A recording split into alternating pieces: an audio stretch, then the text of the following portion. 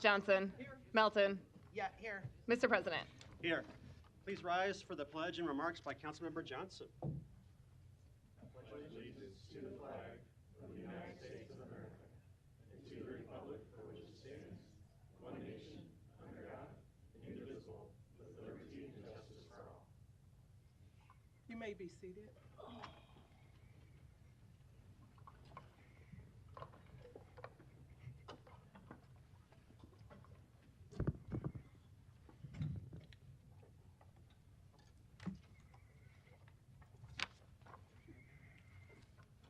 Ladies and gentlemen, as we gather here today, I am filled with a sense of hope and determination.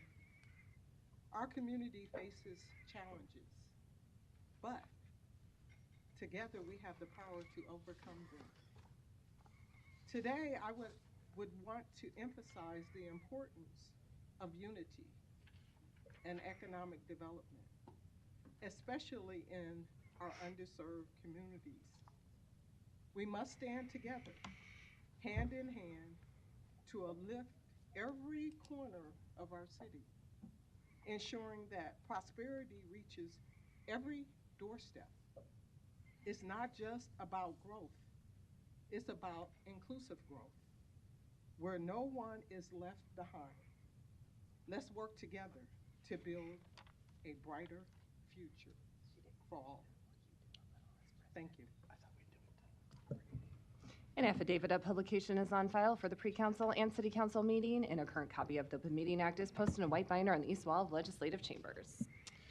Good afternoon. Welcome to the Omaha City Council. We appreciate having you here today. We look forward to hearing your remarks on our many different items. Before we get started, I wanted to mention a loss to the community that frequently was involved in City Hall and city matters. Bob Huck, a longtime development attorney in town, passed away, and we're thinking about him and his family, and know that there's a visitation Thursday night and services on Friday for those that would like to participate. And then council members, without objection, what we want to do today is move up item number 80 off the supplemental agenda to take that first, that being a storm-related item.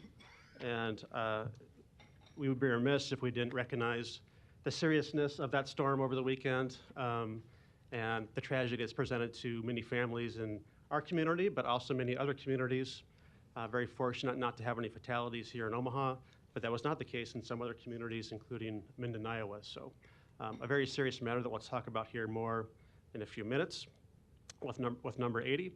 And then following number 80, we'll take up without objection number 43, dealing with funding for the PACE program, with the mayor intending to provide some remarks before she gets on with her schedule today. So, Madam Clerk, please bring up number 80.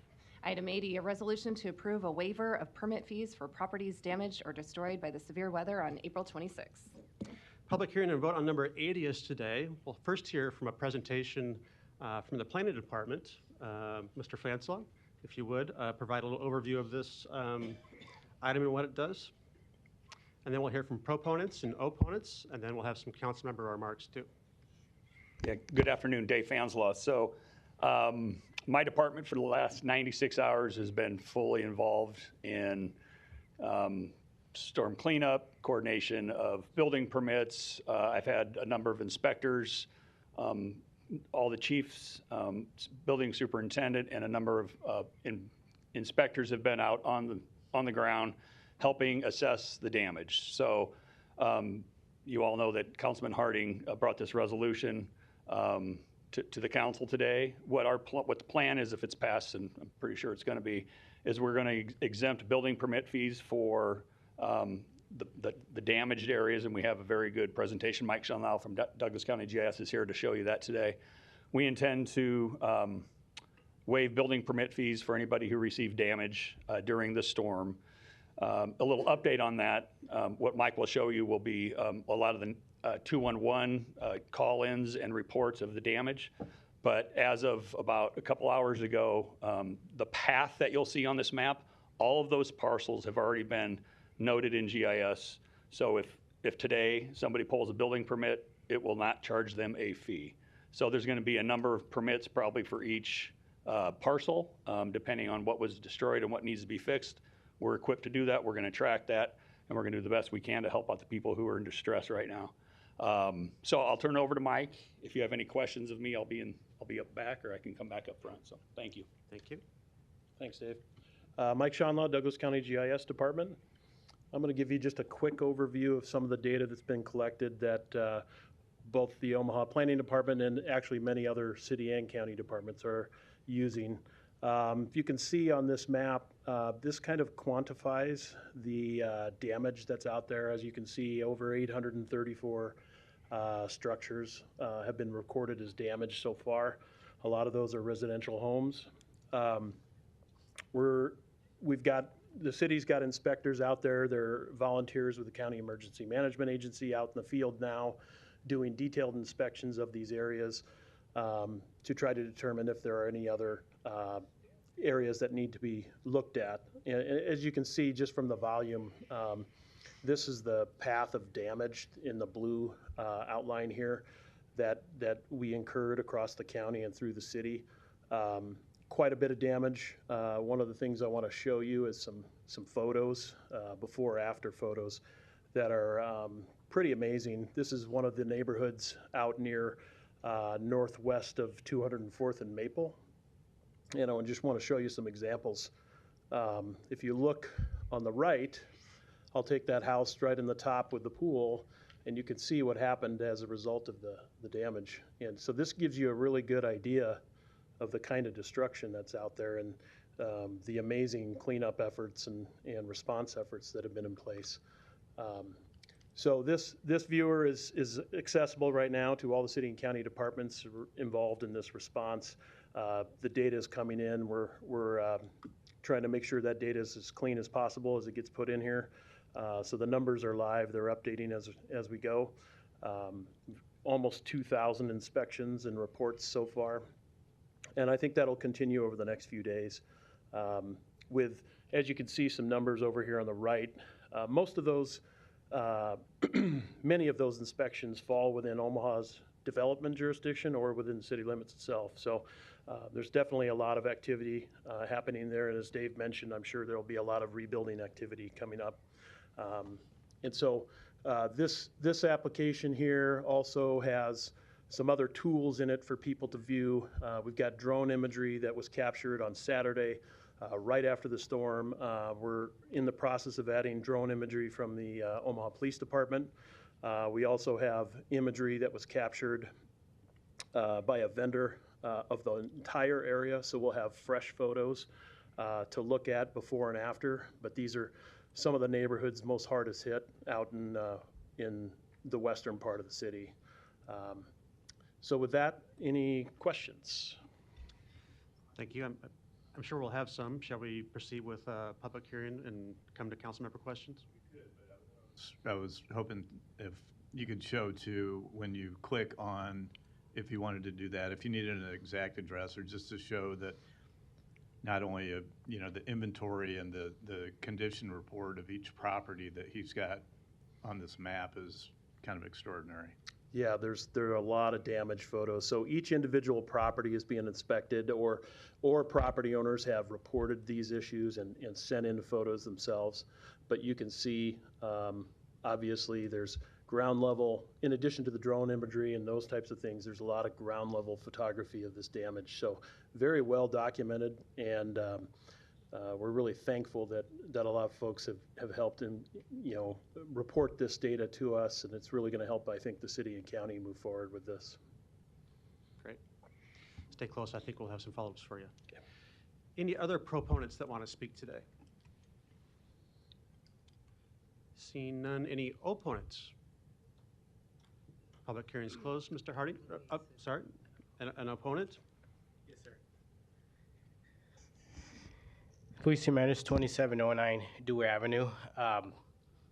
I am opposing this because I don't think the assistance goes far enough with your work. I don't know if this is it. Today, this is on the agenda, but are you going to be continually supporting the area that has been destroyed. And as you're doing it thoughtfully. I think maybe if you waive the fees for this, that makes sense. But we need to have appropriate reporting of the reconstruction because city codes and the work that went behind it, it's probably what saved lives. And so I'd like to have clear information as to what the city can do for the destroyed area. I think I would also like to know long-term, like, do you want to stimulate the area? And we're going to hear more about it, I'm sure. But just as a matter of wanting to talk to you today, I think that this doesn't go far enough to support the zone of destruction. Okay. Thank you. Thank you. Any other opponents?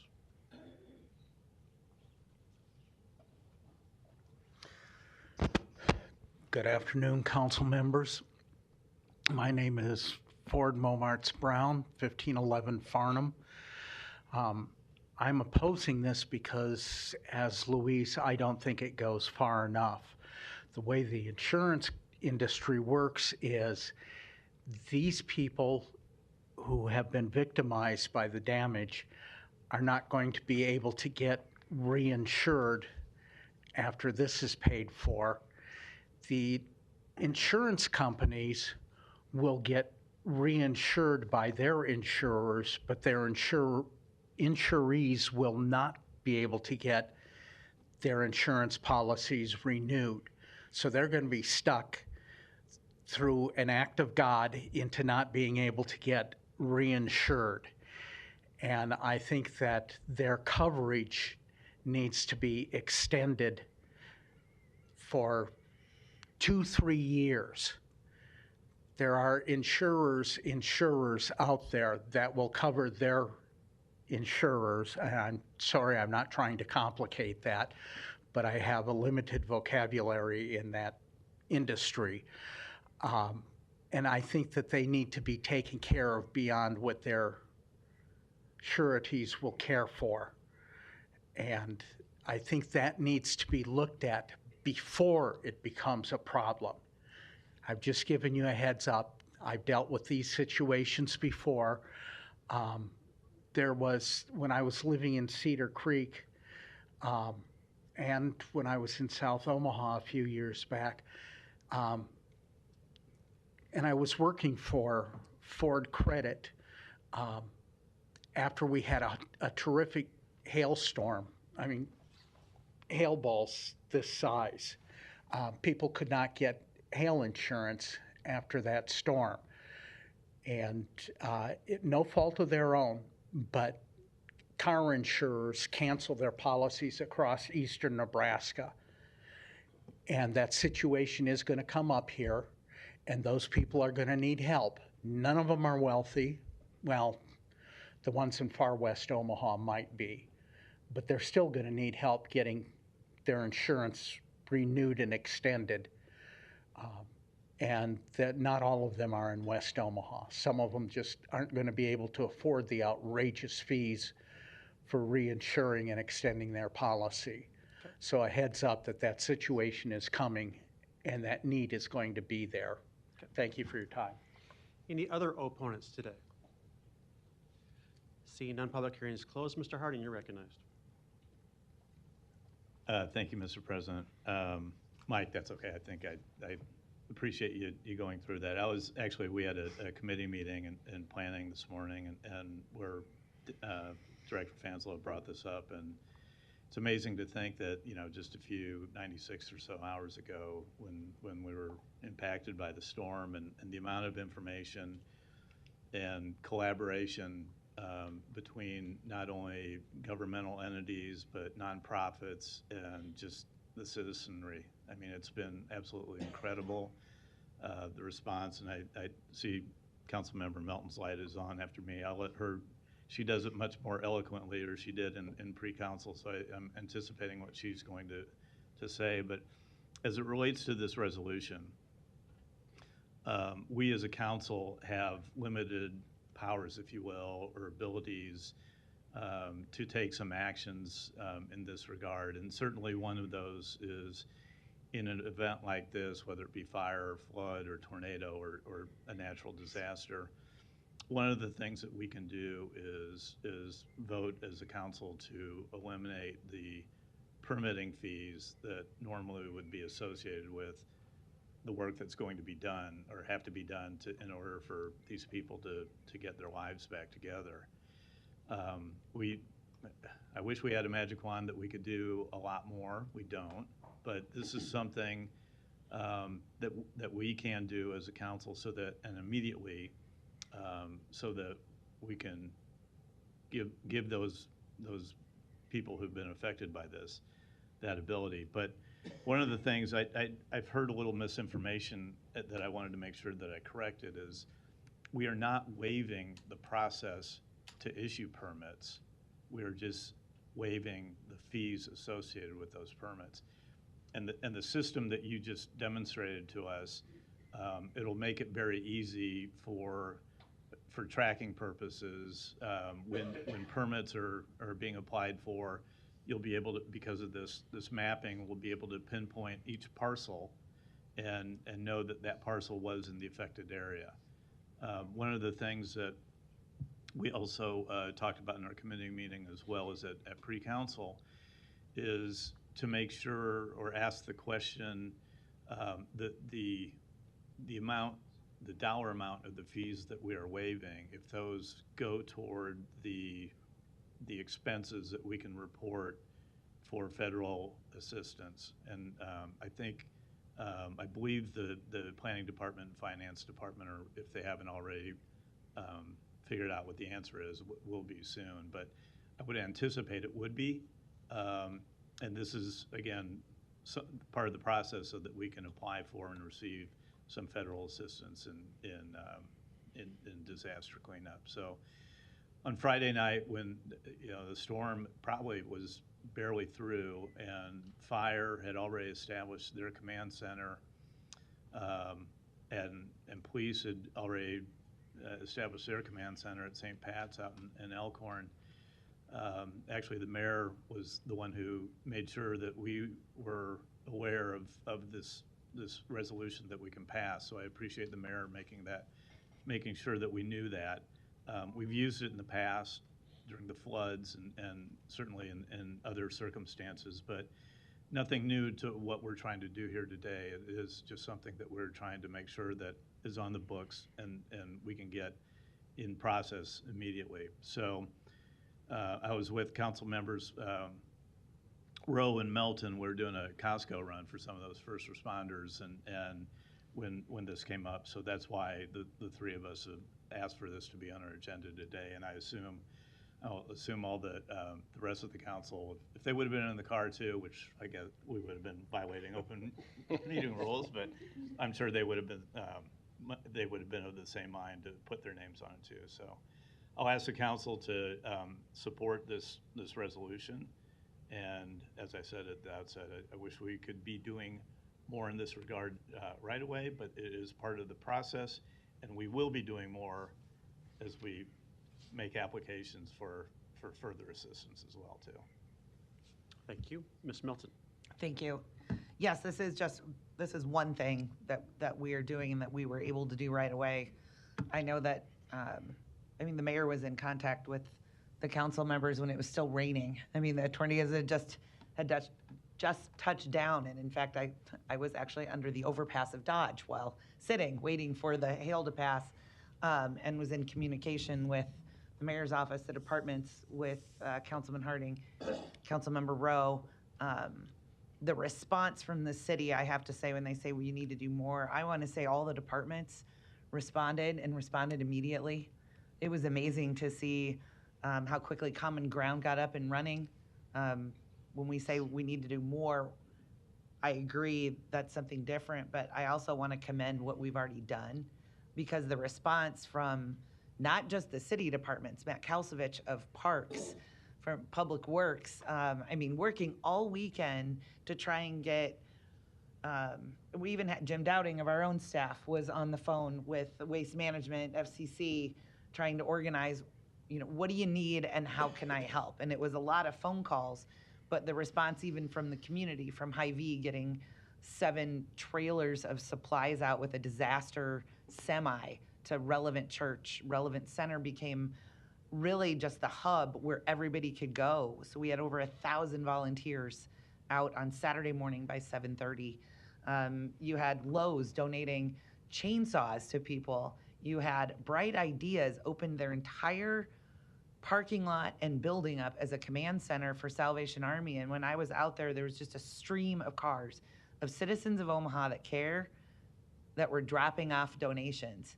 And then there were cars like mine, who I was getting calls from people saying, this is what we need, this is what the volunteers need. So then I'd go with my empty car, and the people from Salvation Army at Bright Ideas would fill it up with the needs of those that were impacted. I want to say that I've never been so heartbroken for members of our community from what I saw this weekend, but I've also never been so proud of our city, of the departments, and of the people, the citizens of Omaha, who weren't just staying in Omaha. They were going out to Waterloo, they were going out to Blair, they were going out to Bennington. So I think, yes, this seems like it's something small that we're doing today, but it's the one thing that we can do to waive those permitting fees and be able to do it very easily. This is an amazing system. And again, also the partnership with the county. I didn't mention Commissioner Friend, who was out there on the ground, who immediately was on the phone when the landfill was trying to charge volunteers for dropping things off. Mike Friend and I think Don Rowe actually drove to the landfill and made sure that they got that turned around. So I appreciate all the work that you've done. It's only Tuesday and you already have all of this in there, so I can tell you and our planning department have been working all weekend so that we were able to actually pass this and have it up and ready to go as soon as the council votes today. So I appreciate the partnership. Thank you. With the county and you taking the time to come down here to show it to us. So Absolutely. thank you very, very much. Sure. Thank you, Mr. Bigley. Thanks, Mr. President. I just wanted to echo what my colleagues have said, and I'm glad to support this today. And in addition, all the first responders that my colleagues have mentioned with OPOA, Omaha Police, Omaha Fire, and the first responders in surrounding communities, the Omaha Douglas County Sheriffs. I also want to commend where I've been an employee for 34 years at the Omaha Public Power District. Being out Saturday with most of my colleagues, surveying and talking to people and helping people, it was so beautiful to see, besides the volunteers, the first responders that are linemen at OPPD. There was armies and armies of boots and those hard hats on the ground, complimenting what police and fire and rescue were doing as first responders. They're de-energizing lines, making it safe for people to get in and do the work that they do. Also, the MUD employees, Council President Festerson and I had a lot of conversations with different agencies, MUD, OPPD, the airport, countless others, just to make sure we were all informed the best we could without tripping over each other and being as efficient as we could. So I know the MUD employees out there with water and natural gas, they had their members out there, and I would be remiss if I didn't mention IBW Brothers of 763 at OPPD. Those guys, I've known them for years, and they tease me a lot because I'm not a lineman, but I got great respect for the work they do, and the MUD employees as well for IBW 1521 Gas and Water, complimenting the fire and rescue and all the things that were going on, keeping people safe that were impacted by this. Also, as was mentioned, Public Works and Parks employees, Local 251 members, couldn't have done it. It was just beautiful to see in a terrible disaster, all these bodies of government that people want to hammer on a lot. It really was an efficient joining of bodies of all these different entities to make our communities. Got a long way to go, but it was right out of the gate where we saw that on Saturday. And I'll put my OPPD hat on. I can tell you a story. Yesterday, I went out, met with a customer owner of OPPD that is running junk stock by the name of Sarah Alexander. And if everybody's familiar where that property is, there was a fleet of OPPD trucks, I would say 20 or 30 of them, big boom trucks. And they were restoring power along, I think it's River Road.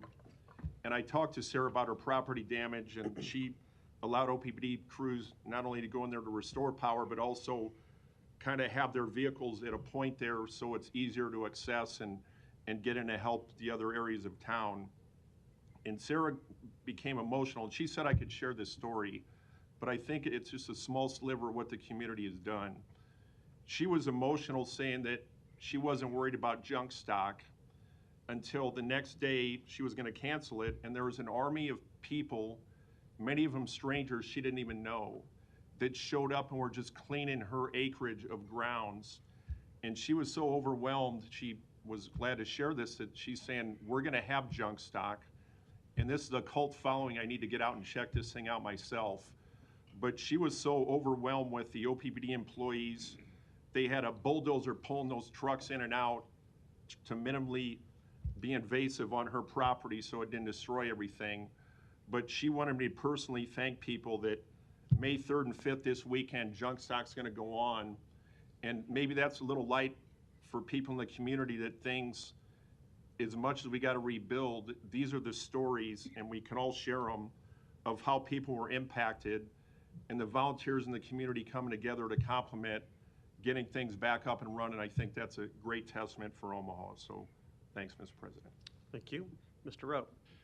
Thank you, Mr. President. I don't have a lot more to say than what's already been said, but I too appreciate the city employees and the way that they responded, as well as our neighbors. But I think sometimes we forget that our city employees are people, and we had police officers that lost homes, and we had firefighters that lost homes, and we had public works people that had homes damaged. And so, but they show up to work, and they did a great job. They really, the guys from public works were right behind OPPD, clearing streets so that people could get in and out, right behind OPPD. And then the volunteers followed the next, that night and the next day. So I think sometimes we forget it's a horrific thing, but it really showed the spirit of our community and how much we really do care for each other. And I think we're fortunate to be where we are. Thank you.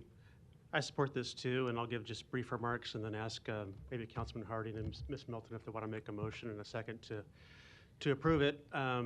One detail about it that might not be evident by the paperwork is that in waiving these fees, that is not just the City of Omaha, that is the 3-mile jurisdiction around Omaha where we issue building permits. And the reason why I think that's significant is that a lot of the damage didn't necessarily occur just within the City of Omaha city limits, but in a pretty broad swath of area there. So it'll apply to all those cases, and I think that's important to point out.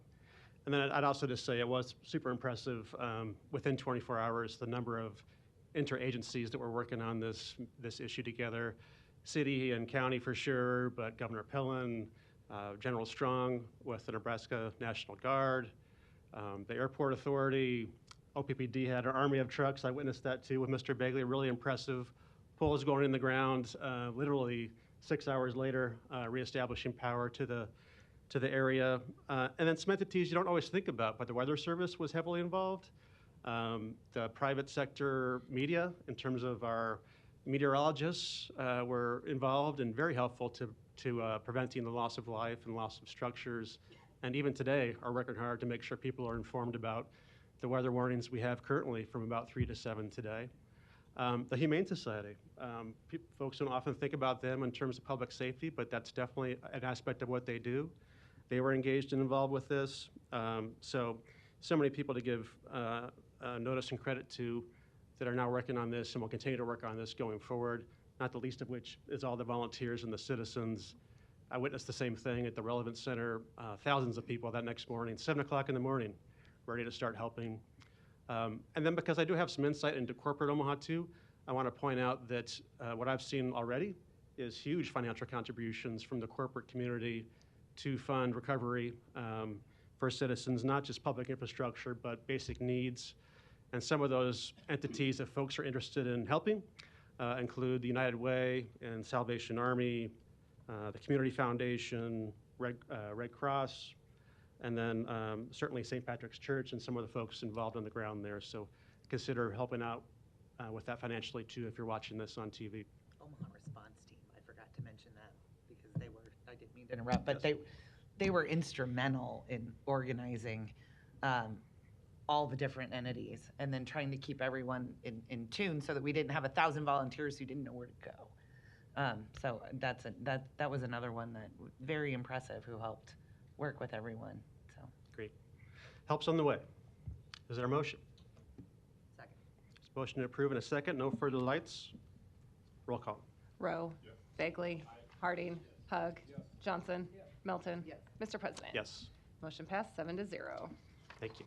Item 43, a resolution to approve funding to PACE in the amount of $50,000 to operate youth sports programming. Public hearing and vote on number 43 is today. We'll first have a presentation from Mayor Stoddard, and then we'll have proponents and opponents.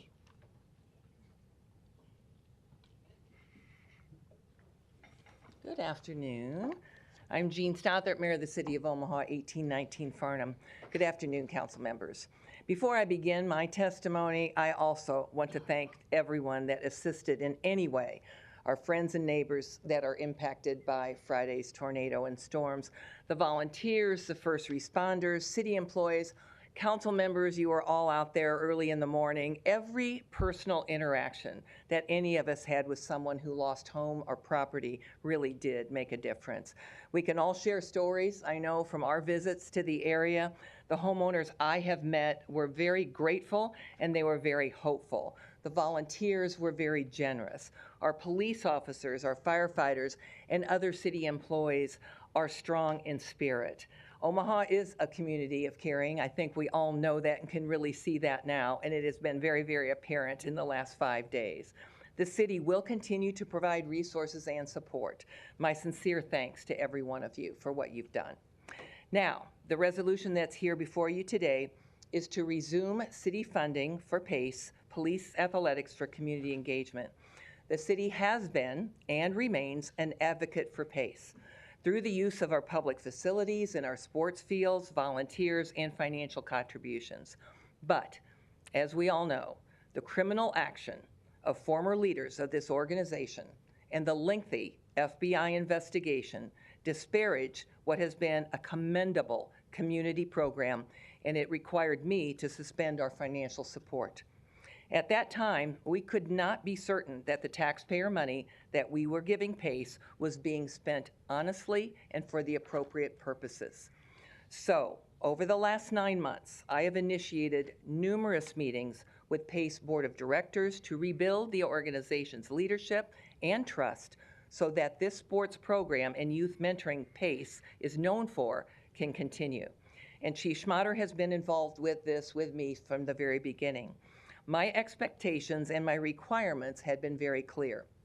1, PACE would not receive taxpayer funds again until we reviewed a full accounting of their finances and a guarantee that going forward, appropriate accounting practices were in place.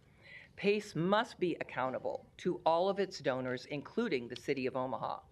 Since 2017, the City of Omaha has provided nearly $500,000 to PACE from our general fund.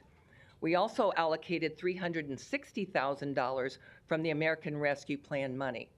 PACE had to give some of the ARPA funds back because they could not account for how it was spent and did not comply with the federal requirements and guidelines. There can never again be a question about how the taxpayers' dollars are being spent. Number 2, the PACE Board of Directors needs to be whole again following recent resignations, and that is underway. PACE is a 501c3 nonprofit organization. The mayor does not appoint the PACE board. The board of directors is expected to provide oversight. The lack of oversight by the previous board resulted in the suspension of city funds. 3, PACE must rebrand. The name PACE is now tarnished, and they need a fresh start.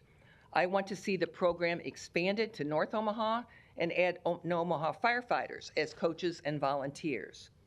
With the Omaha Sports Commission now acting as the executive director and managing the operations, and in agreement with these requirements, I feel very confident that we now can resume funding to PACE right now. The $50,000 that we propose today will pay for the maintenance of sports fields, uniform for soccer players, and salaries for soccer program leaders. The city's support is necessary to show donors that we believe in this reorganized program, and they can too. There is no PACE line item budget in the 2024 budget that you all approved last year. However, under the Community Development Support section in the Community Service Program, we usually budget about $40,000 a year annually for needs that come up during the year. I added an additional $50,000 in 2024 in that section that you all approved, hoping that we could get PACE moving forward this year. But there was no line item for PACE. That is accurate. Please understand that none of these nonprofits that we fund with the community service dollars are funded without an application, an agreement, an approved budget, a financial review, and a specific plan how exactly the money is going to be spent. PACE did not apply for funding in 2024. Along with the Sports Commission and the PACE Board, we are hopeful that donor funding will follow our renewed financial commitment, and that's the way it must work. The city should not be the sole or the largest funder of any nonprofit organization, including PACE. We will watch the spring and summer program very closely, and if necessary, we can consider additional funds for the fall program only if needed. I have also invited PACE to apply for up to $100,000 in the 2025 budget. Chief Schmatter has renewed his commitment to PACE. This program complements community policing, and we all know that. Officers volunteer their time to recruit kids off the street and teach them principles of sportsmanship, responsibility, and teamwork. Many officers who serve as coaches and mentors will tell you that they get more out of it than the kids do. And we want these relationships to continue. The focus of this program must always be on the kids. Unbelievably, the focus changed under previous leadership, as evidenced by 3 men who are now in prison, including PACE's former executive director, and a 4th who is now awaiting trial. I hope you will vote to approve this resolution and reinstate funding to PACE. Thank you all. Thank you very much. Any proponents that want to speak today?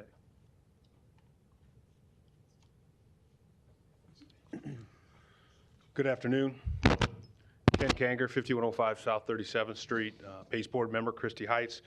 On behalf of the PACE Board, Deputy Chief Anna Colon, Jeff Fuqua, Chief Financial Officer with Hawkins Construction, and Socorro Carrera, who is with the Mexican Consulate, as well as Lindsay Toussaint with Omaha Sports Commission, our current Executive Director, and her team. Thank you for the opportunity to speak, and thank you for considering reinvesting in the PACE program. The Mayor's outlined the success with PACE, but also talked about the challenges and things that have occurred over the last couple of years. We all know that the decisions of a couple have put a program in peril that for many years has been impeccable and had tremendous success. It's important that I remind everybody of that success, the crime reduction, the transparency, the relationships that were built between police and the youth, the families, those clearance rates that you hear the chief talk about, all those things are indicative of strong community and youth engagement strategies, and PACE was one of the strongest and is going to again be one of the strongest in the country. I speak to that with just a little bit of a unique perspective, because I've not only been a coach, a volunteer on the board, but I also was with the Omaha Police Department for 25 years as a lieutenant, a captain, and then retiring as a deputy chief.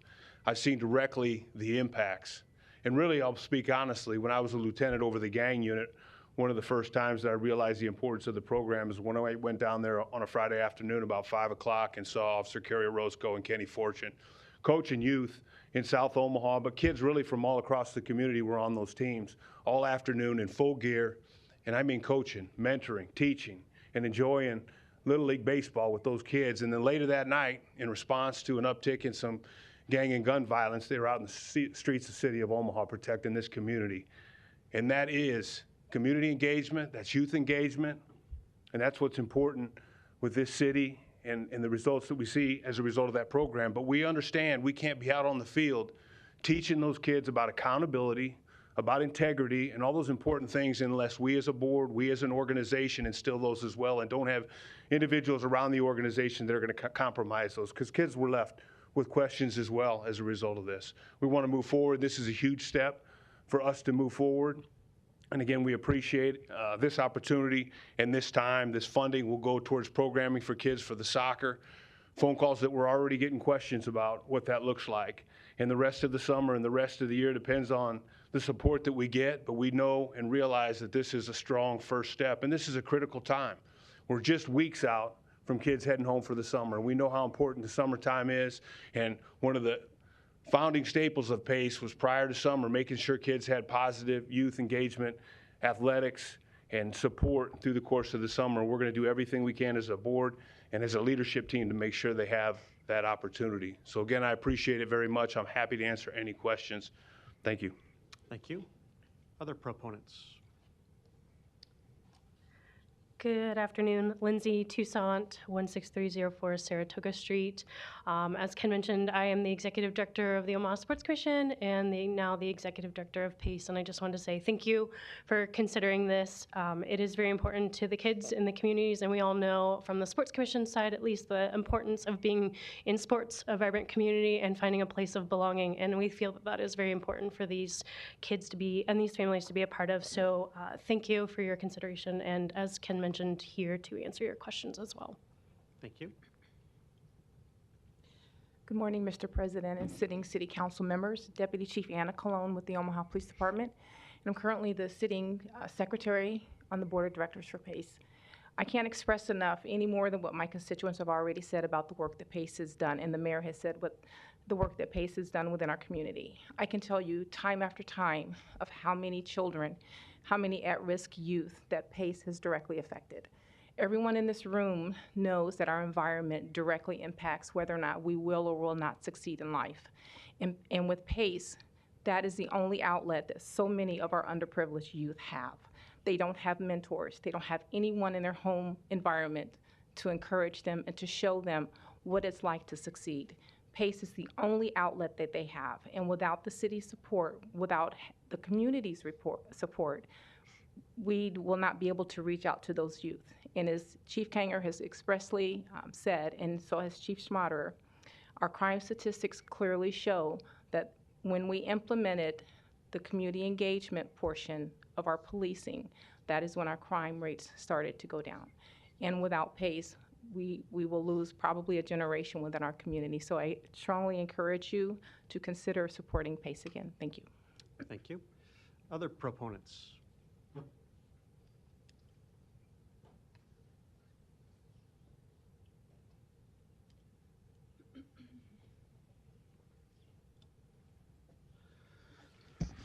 Good afternoon, council members, mayor.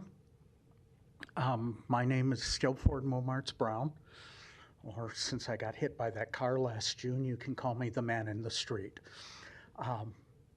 I apologize for the last time I was up here not explaining that by parliamentary tradition, any legislative chamber is considered outdoors, and so a gentleman should wear cover when he's in a legislative chamber, and that's why I did not take my cap off.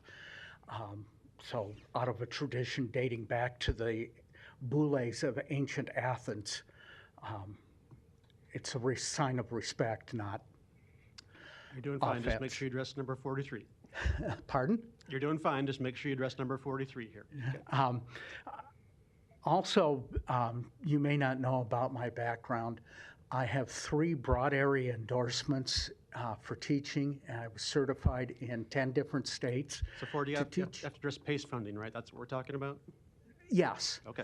And one of the best ways of educating is what they call immersion. And that's what this is. It's you're immersing them immersing them in a culture of, well, the social contract, which was the last issue also, but of teaching kids how to play or work or interact as a part of society. And I think that's a valuable lesson for every school-age child to learn, and a lot of adults too. So I'm all in favor of this program, and I agree with Her Honor. I would like to see it expanded throughout the city and get the fire and safety squad department, whatever term you use, involved in the same sort of role that the police department is.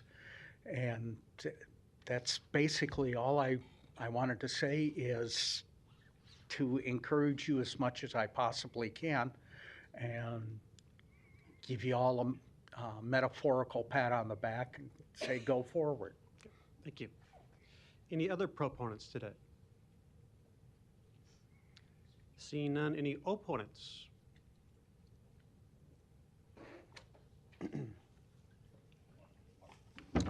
Larry Storr, 5015 Lafayette Avenue, 68132. Thank you for allowing me to come to the microphone.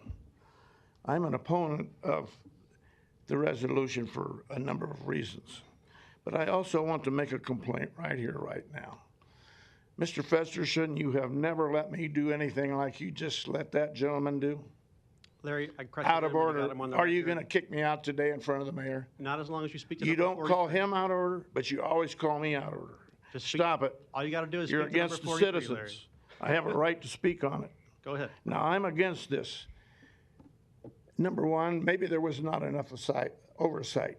But back in the day, the community got together to provide all this stuff. Citizens got together, neighbors got together, kids got together. We didn't go to the city council or Douglas County Board to ask for dollars to do that. We didn't have to form 501c3s. We didn't have to run for the treasury dollars. Clawback might be risking your actions here. Now, I'm not totally against the mayor, but there's been entirely too many people on this board and the Douglas County Board and at the state running to steal the federal ARPA money. And just wait until they say this does not qualify. You can't do everything in the city with clawback money. We want our money back. How are you going to answer the 501c3 people then? How are you going to ask me for more money? You need to, if you don't have the money for it, then don't do it.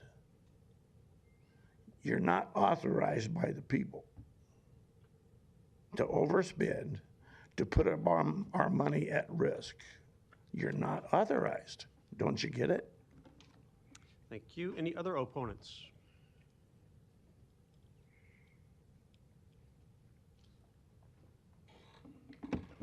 Mayor, City Council, Mark Martinez, 4530 T Street. Lived there since 1986. Prior to that, grew up at 19th and J Street, lifelong South Omaha resident.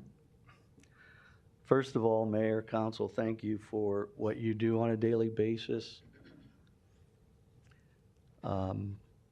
You do a tremendous amount of work. The pay isn't nearly what it should be, and you take criticism. I learned that as an OPS board member for 7 years. It was kind of a rude awakening, but I thank you for that. Everybody wants to be a beast until they have to do what a beast does, so. I ask for your understanding as I talk a bit about myself. I was raised to be a humble individual, and it's a little bit difficult, but I hope you can appreciate the context with which it's intended. Former Omaha Police Department Chief Tom Warren and I were officers, young officers in the mid-'80s, working on the same crew in North Omaha for the midnight shift. Tom and I became friends, talked about engaging young people in our respective communities. We both knew the value of mentorship, of being able to inspire young people, particularly Latinos and African Americans from our respective communities. We were both blessed with people who set positive examples for us, inspired us, gave us hope. Dr. Jim Ramirez out at UNO, and I was a student. It's about the only Latino person out there for Latino students at the time. So those are the examples I'm talking about. Others included police officers, mentors, who practiced community policing before it was a policing strategy, including my father, who became Omaha's first Latino officer in 1956. Tom and I talked about rising through the ranks. We went to graduate school because it made us better law enforcement officers, but we, again, both had aspirations to move up and we needed to be more competitive, as our mentors inspired us to do. Among the ways in which Tom and I tried to do for young people what was done for us, we participated in the Supervised Police Athletic League. You still have young people approaching me and saying, hey, I remember those days at Indian Hill, I remember junior high, I remember those days at Mars Junior High. It was fun. It served its purpose. We shared stories of being student athletes, Tom at Tech and playing football at Morningside, and me at South High School and playing baseball at UNO, and the life skills that we learned through athletics. We both ascended the ranks. Tom became the chief. He one-upped me. I retired as the deputy chief and went on to be blessed with a presidential appointment to be the U.S. Marshal for the District of Nebraska. Now, I share my example, but can assure you that there are many Latinos from South Omaha that have succeeded. Not just me. And we were blessed to have mentors and people we could look up to. And it meant a little bit more. Mayor, I can remember you celebrating when you won the very first time.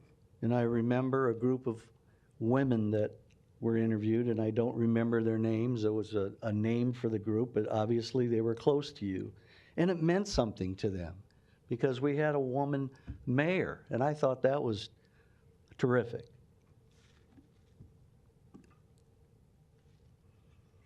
Now, some of you may be thinking, what the heck does this have to do with PACE? Well, after the unfortunate circumstances surrounding PACE, I met with Chief Schmaderer, whom I helped train as a young police officer when I was on the training staff. I also met with the PACE Board of Directors chairperson to discuss the future of PACE and the leadership. But to no avail. Told him, if not me, can we talk about South Omaha leaders being involved in the future of PACE? I attempted to meet with the mayor, but Mayor, you didn't want to meet with me. Why, I don't know. Please know, again, there's individuals in the South Omaha community that are capable and qualified to lead PACE. Dictating program oversight without adequate community input, without community representation as leaders of PACE in some manner, in some fashion, is not empowering a community. That's stunting community growth. Dictating program oversight without adequate community input strips the community of dignity and sends a terrible message, especially to young people, that somehow, some way, you're not capable. The exact thing that contributes to brain drain. I teach. I'm an adjunct instructor at UNO. I teach freshmen. I teach a criminal justice course. And I do it for a purpose. I think I have something of value in teaching young people. But it thrills me when there's first-gen Latinos in my class. And I can try and set an example for them and tell them anything's possible. Please don't prove me wrong here. That sends a terrible message to them.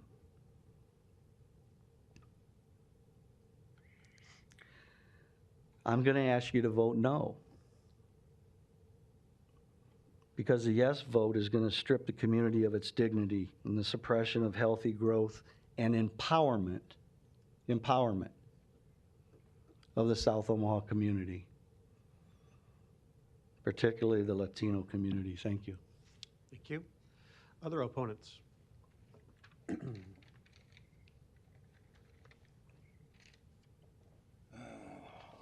Good afternoon, Ben Salazar, 1703 Ontario Street. Ladies and gentlemen, Mayor, thank you for the opportunity.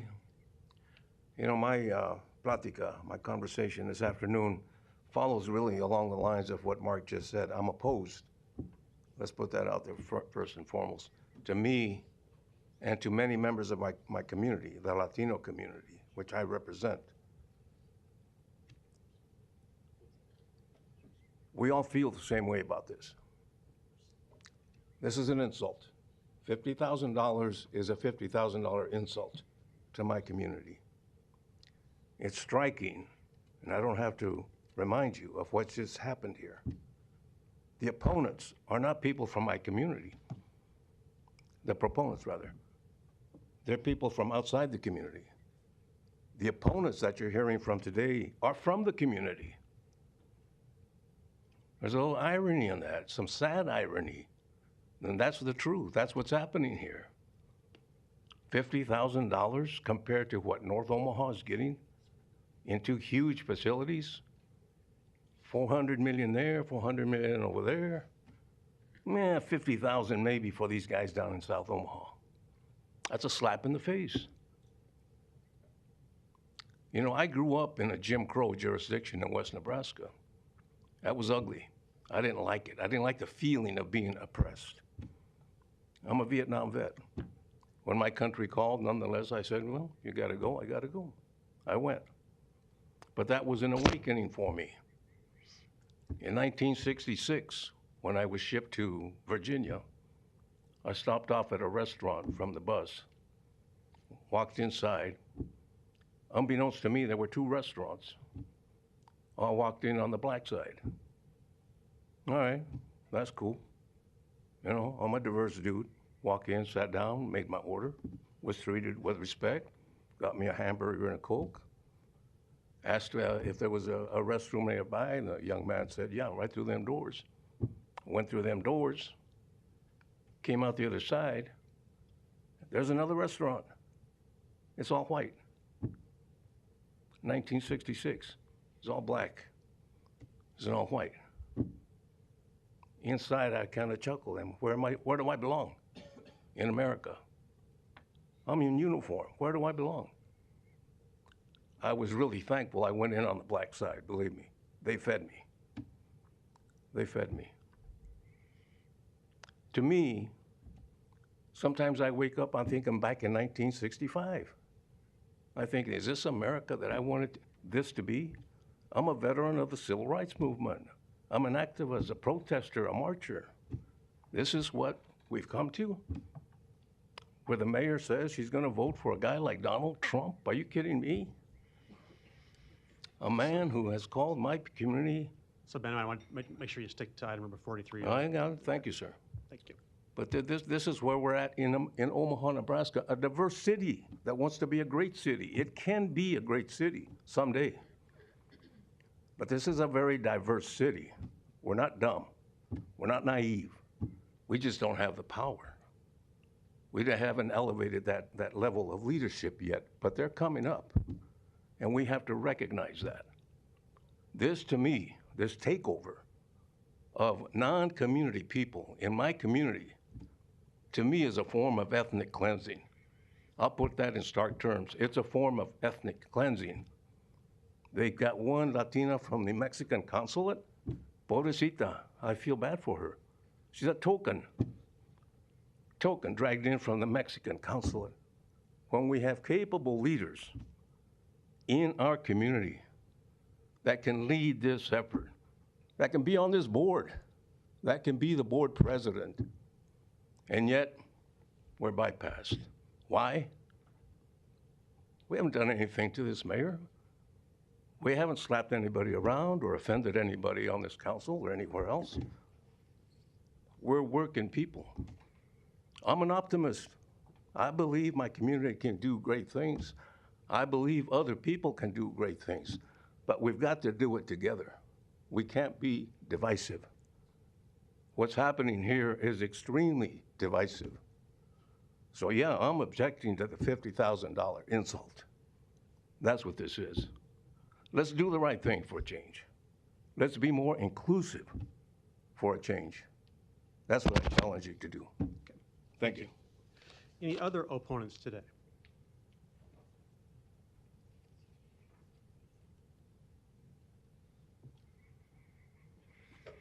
Luis Jimenez, 2709 Dewey Avenue. I am opposed to this not because of the financial setup, which is the moving a payment, $50,000 from the Community Services General Fund. I think that's appropriate expenditure. In the past, I would have liked to see more of it. What I am opposed to is the amount.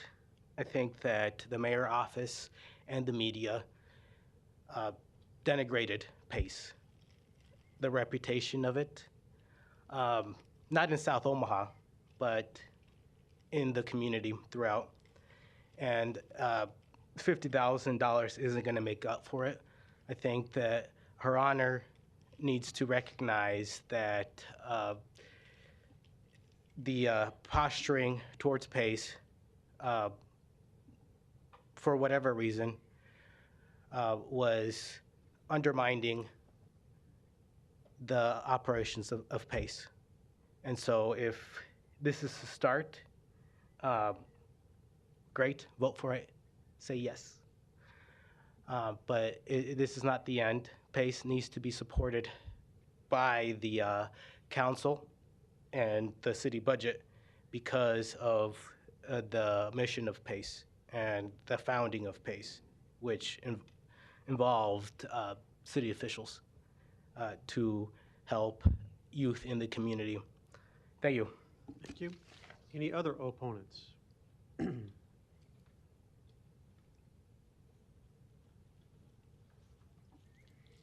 Thank you, City Council. My name is Ana Hernandez, 12664 Augusta Avenue. I am here proposing it. Mayor, thank you for the time here.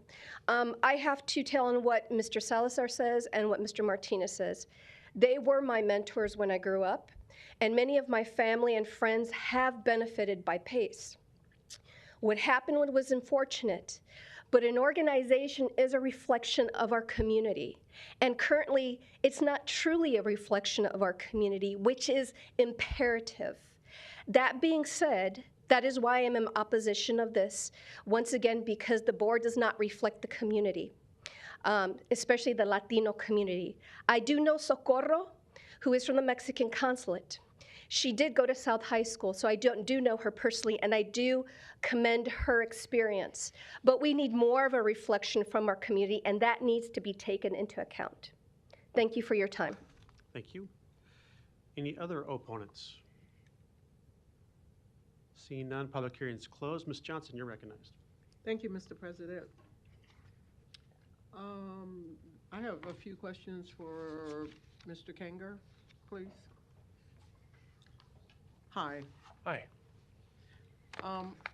Before council today, I shared with you a few things that I was concerned about, and then we have proponents that have come up and also shared some similar, if not different concerns. I just wanted to give you an opportunity to address those concerns. You want me to go over those concerns? I want to make sure I address all of them for you. Obviously, the diversity and the makeup of the board and the organization is important to the board as well. And Socorro is a huge piece of our board and a huge sounding board for the South Omaha community. When we went through the executive director, when we were looking for a new executive director in that entire process, that was a big piece to make sure we were looking at diversity and we were looking at all segments of the community. PACE has always served the entire community. I live in a segment of South Omaha. We have folks amongst our board, obviously, that are diverse. It's important to us. We want to serve all the kids throughout the city of Omaha. We're in the process of putting the board, additional members back onto the board. I'm having conversations with a lot of community leaders that I feel I have a lot of confidence in, and we're looking at that board makeup and how it looks. Again, the other thing that has been mentioned is our posture and our representation in North Omaha and how important that is, and making sure that we're looking for board members with the skill sets, the representation throughout the city to make sure it's diverse and well represented throughout the city, because it is a program of the city. So should I take that to mean that you will be addressing the board makeup in terms of it being reflective of what the community looks like there in South Omaha? Absolutely. We're in the process of that now. There was also a concern about the amount of $50,000. Hate to put you on the spot, but $50,000 in my mind really doesn't cover an annual salary for an individual in this day and time. So help me understand and help the proponents understand how this $50,000 will help. Well, any support is appreciated. And again, it's going to serve a lot of kids that are going to play soccer. There's other support that we are pursuing currently and that we are involved in. But that support is integral. And again, this is a first step. The ability to use the fields, the trust and confidence of the mayor's office, the work that we've been doing for a long period of time, the patience the mayor, city council, Chief Schmatter has had, all that's going to benefit. It's a step forward in the right direction for us, and we plan to program for 800 kids in the soccer program. That's pretty significant, and that's just the start. Frankly, depending on that budget, if I have to run summer camps all year long on a limited budget, we'll do it. If we have the resources to have a full baseball league, we'll do it. It just depends on those resources, but it doesn't take much to engage a youth. A police officer getting out of a car with a positive note and a relationship is a step in the right direction. And at $50,000, we can do a lot with to make sure that the kids have a positive summer, and then we'll grow from there. I think what they were trying to draw attention to was that $50,000 is not enough. I would agree $50,000 is not enough. I would agree with entertaining the notion or the opportunity for more to be given to this cause, because they have been without. How much is in your budget now? I mean, how can you continue to operate when money was taken away last year? This organization, money was taken away. And so this community is saying that they think that $50,000 is not enough. They're looking for more.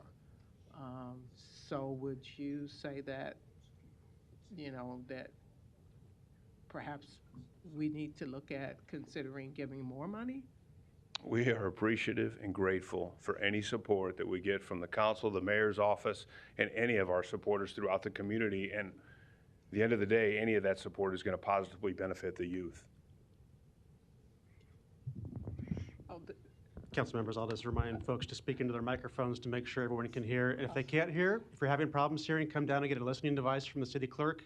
But no more outbursts or standing up in the audience, please. That's very disruptive. Continue, please. President, the mic has always been a problem for me as city council. And it has nothing to do with being closer. It has everything to do with mechanics. And so perhaps the building commissioner needs to look at either replacing the mics, fixing the mics, etc. So that's why the individuals cannot hear in the back of the room, because The system needs to be overhauled. It needs to be evaluated for its effectiveness.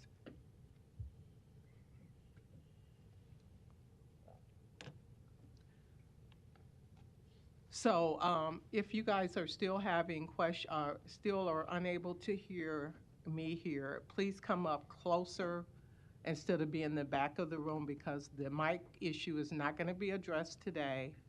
It's not going to be addressed next week. So come closer so that you can hear me. And there are listening devices available if folks need them. Want to make sure people know that too. Continue. There was also a concern about the area being stunted with growth. There was the young lady that came up, her name was Lizzie Toussaint. She was concerned about South Omaha's growth would be stunted by the decision being made today in terms of the board makeup, I guess. Can you speak to that? Do you think that these changes that we're having or entertaining to have, will they have any impact on stunning the growth? I guess what I'm looking for from you is for you to talk about how you plan to be concerned or plan to put initiatives in place to address some of the concerns regarding being able to attract the Latino community. I think we already have, and we're going to continue to do that. We've ran a soccer program for the last several weeks, and it's heavily attended. We're already getting calls about the soccer program with the current makeup of the board and the management team that we have. And frankly, I coached and volunteered all last summer. And the kids, the families still come. And actually, we had to turn some away because of the funding and the things that we were dealing with. So there's not going to be any stunt in the growth. Quite the opposite. There is plenty of kids North and South Omaha that are eager to play baseball, eager to be involved. I got approached by a faculty member at McMillan, whom I used to go to all the time for lunch and have kids play flag football at McMillan, looking for positive programming and baseball options for kids at McMillan. There's not going to be any stunt. We're going to continue to grow. This is a small step in a positive direction, and it's just going to continue to build from there. That's the direction of the board and the management team under Lindsay Toussaint, the sports commission. And it's only going to continue to increase from here. That's my commitment to you, the mayor, and the city of Omaha, and with Chief Schmatter's support. It's going to grow throughout the community. There's not going to be any stunt in the growth, and kids are going to have the privilege to be involved in activities all summer long. Thank you. Thank you. Thank you. Mr. Harding, you're recognized. Thank you, Mr. President. Ken, would you speak into the microphone, please? Ken, appreciate your comments earlier too, and I want to make sure that we remember where we are today. Pace and Pace's reputation was not only tarnished, but I'll say obliterated by the actions of a few very selfish people. And we are in a period now of rebuilding that trust. And that includes, and I was happy to hear you say, and I know it was one of the mayor's conditions for becoming involved again with PACE, and that is really kind of a rebranding. The original concept of PACE and what it can be are still the same, but I think with the name, I think you're right. We do need a rebranding and to move forward and use this as an opportunity to not only include maybe other parts of our community that maybe weren't completely included before. So I'm very appreciative of that. So I find it interesting that we sit here today and some are saying $50,000 is a slap in the face. I'll put it out there as a question, not for anyone really to answer, but to let linger in the air for just a minute to bring us back to the point of what the $50,000 means. I believe in 2023, the city, through various commitments, had budgeted a total of about $126,000 to PACE. Prior to that, in prior years, it was about 50,000. What I heard here today was the mayor's saying that we're to consider 50,000 today, and there might be more for the fall. So we're sitting here saying that, or some are saying that this is a slap in the face. This is very consistent with the amount of funding that the city has given in the past to PACE. On top of that, you also pointed out, Ken, that what the $50,000 is and demonstrates to the rest of our philanthropic and charitable community is that the city is willing to reinvest in the concept of PACE and whatever that name may be going forward. Much like we spent, or the city committed $50 million to our 3 parks in downtown, which turned into a $400 million project. That's the kind of leverage that I think this same investment that we are going to approve today is going to do for the philanthropic and charitable communities and their interest, and reintroducing to them, or giving the opportunity to trust in the concept of PACE going forward. So I'm baffled by people saying this is a slap in the face for this amount of funding, because it's very consistent with what we've done in the past. No one complained about that in the past. And it's very consistent to what some of the other nonprofits that we give to, as the mayor said. I mean, there's an application process. PACE didn't even make an application for funding in '24. There's an application process. There's an analysis process. There's a accountability process. And we need to be going through, we need to make sure, especially with this program, that we build that trust up again. So I commend you for your commitment to doing that. And then as it relates to the board, it should be stated that obviously the city, the mayor, has we don't appoint or elect the board members.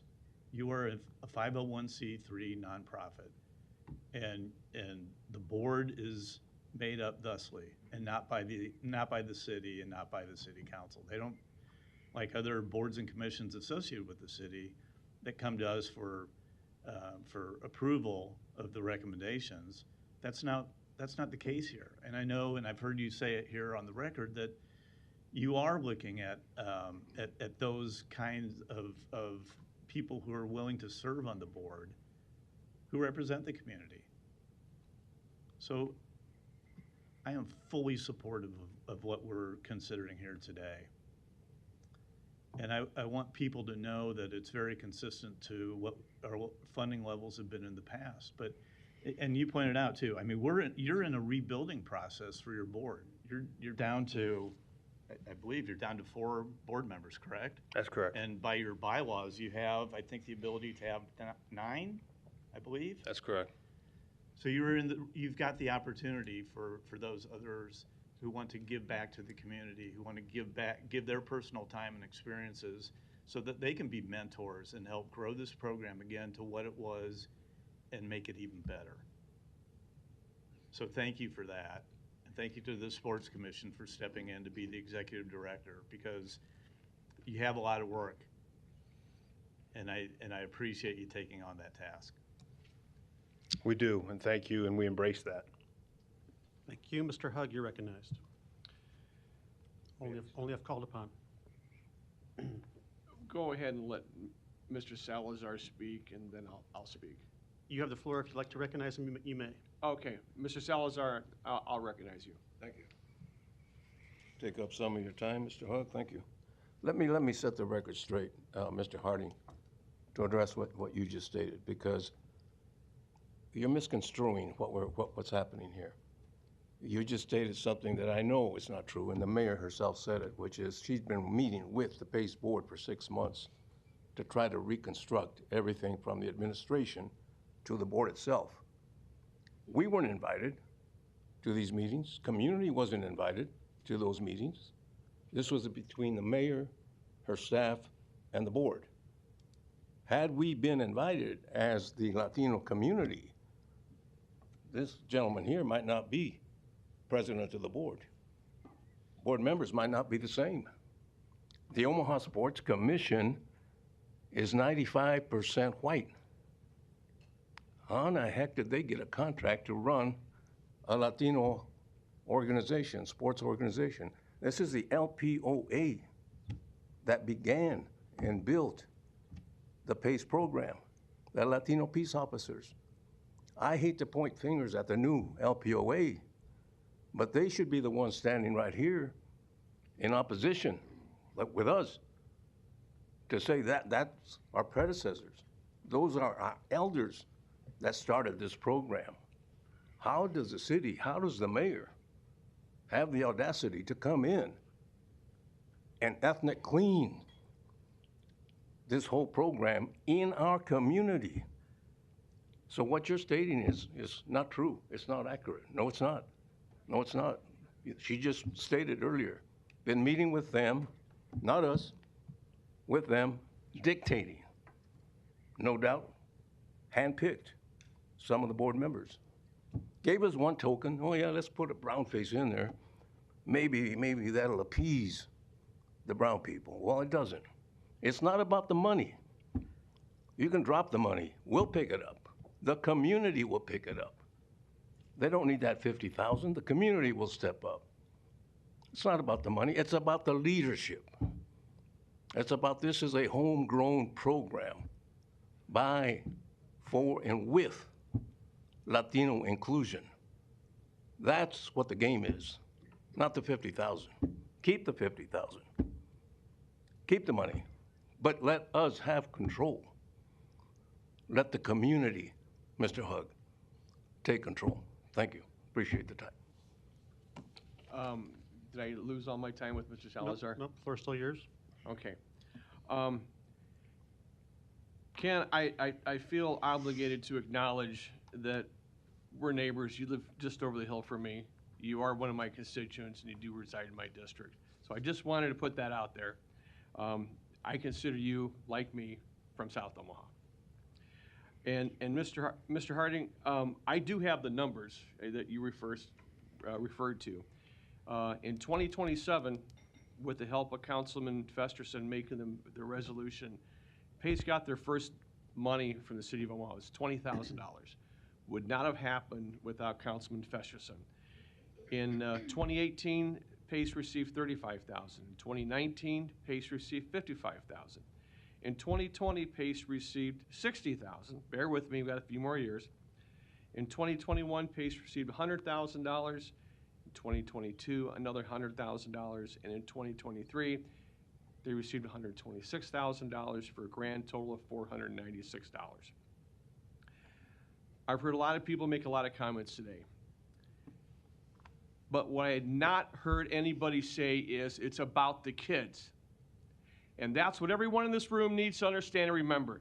It's about the kids. It's not about who the board members are. It's not about whether we're getting money. It's about providing the services to the kids. If that's important to you, and we can all agree upon that, then we can all walk out of here and say we've done something today. But I'm ecstatic that the mayor decided to give PACE $50,000, because I know firsthand when PACE first had those meetings, it's my understanding it was presented at PACE that PACE would not receive any money in 2024. We've stood right here today and we've listened to the mayor say that she's open to more money in the fall.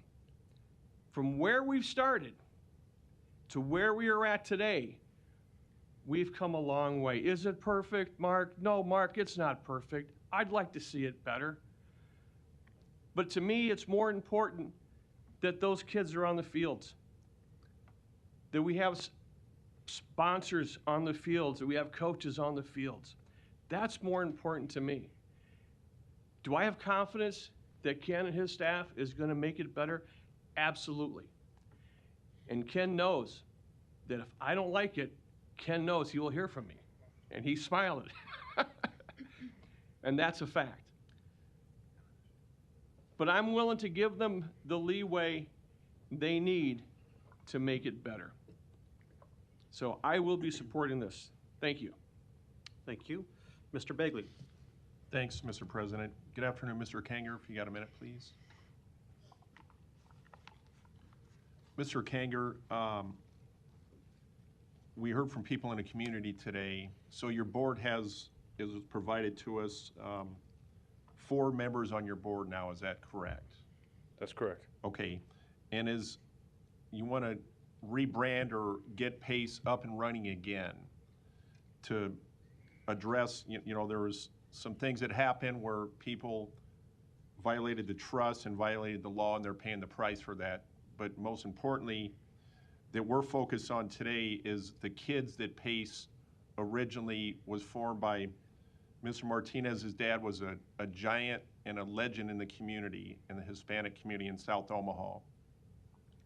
As we go forward from here, your board expanding it, are you going to expand it to more members? Councilman Harding touched on that, so your goal is to expand beyond the 4, is that correct?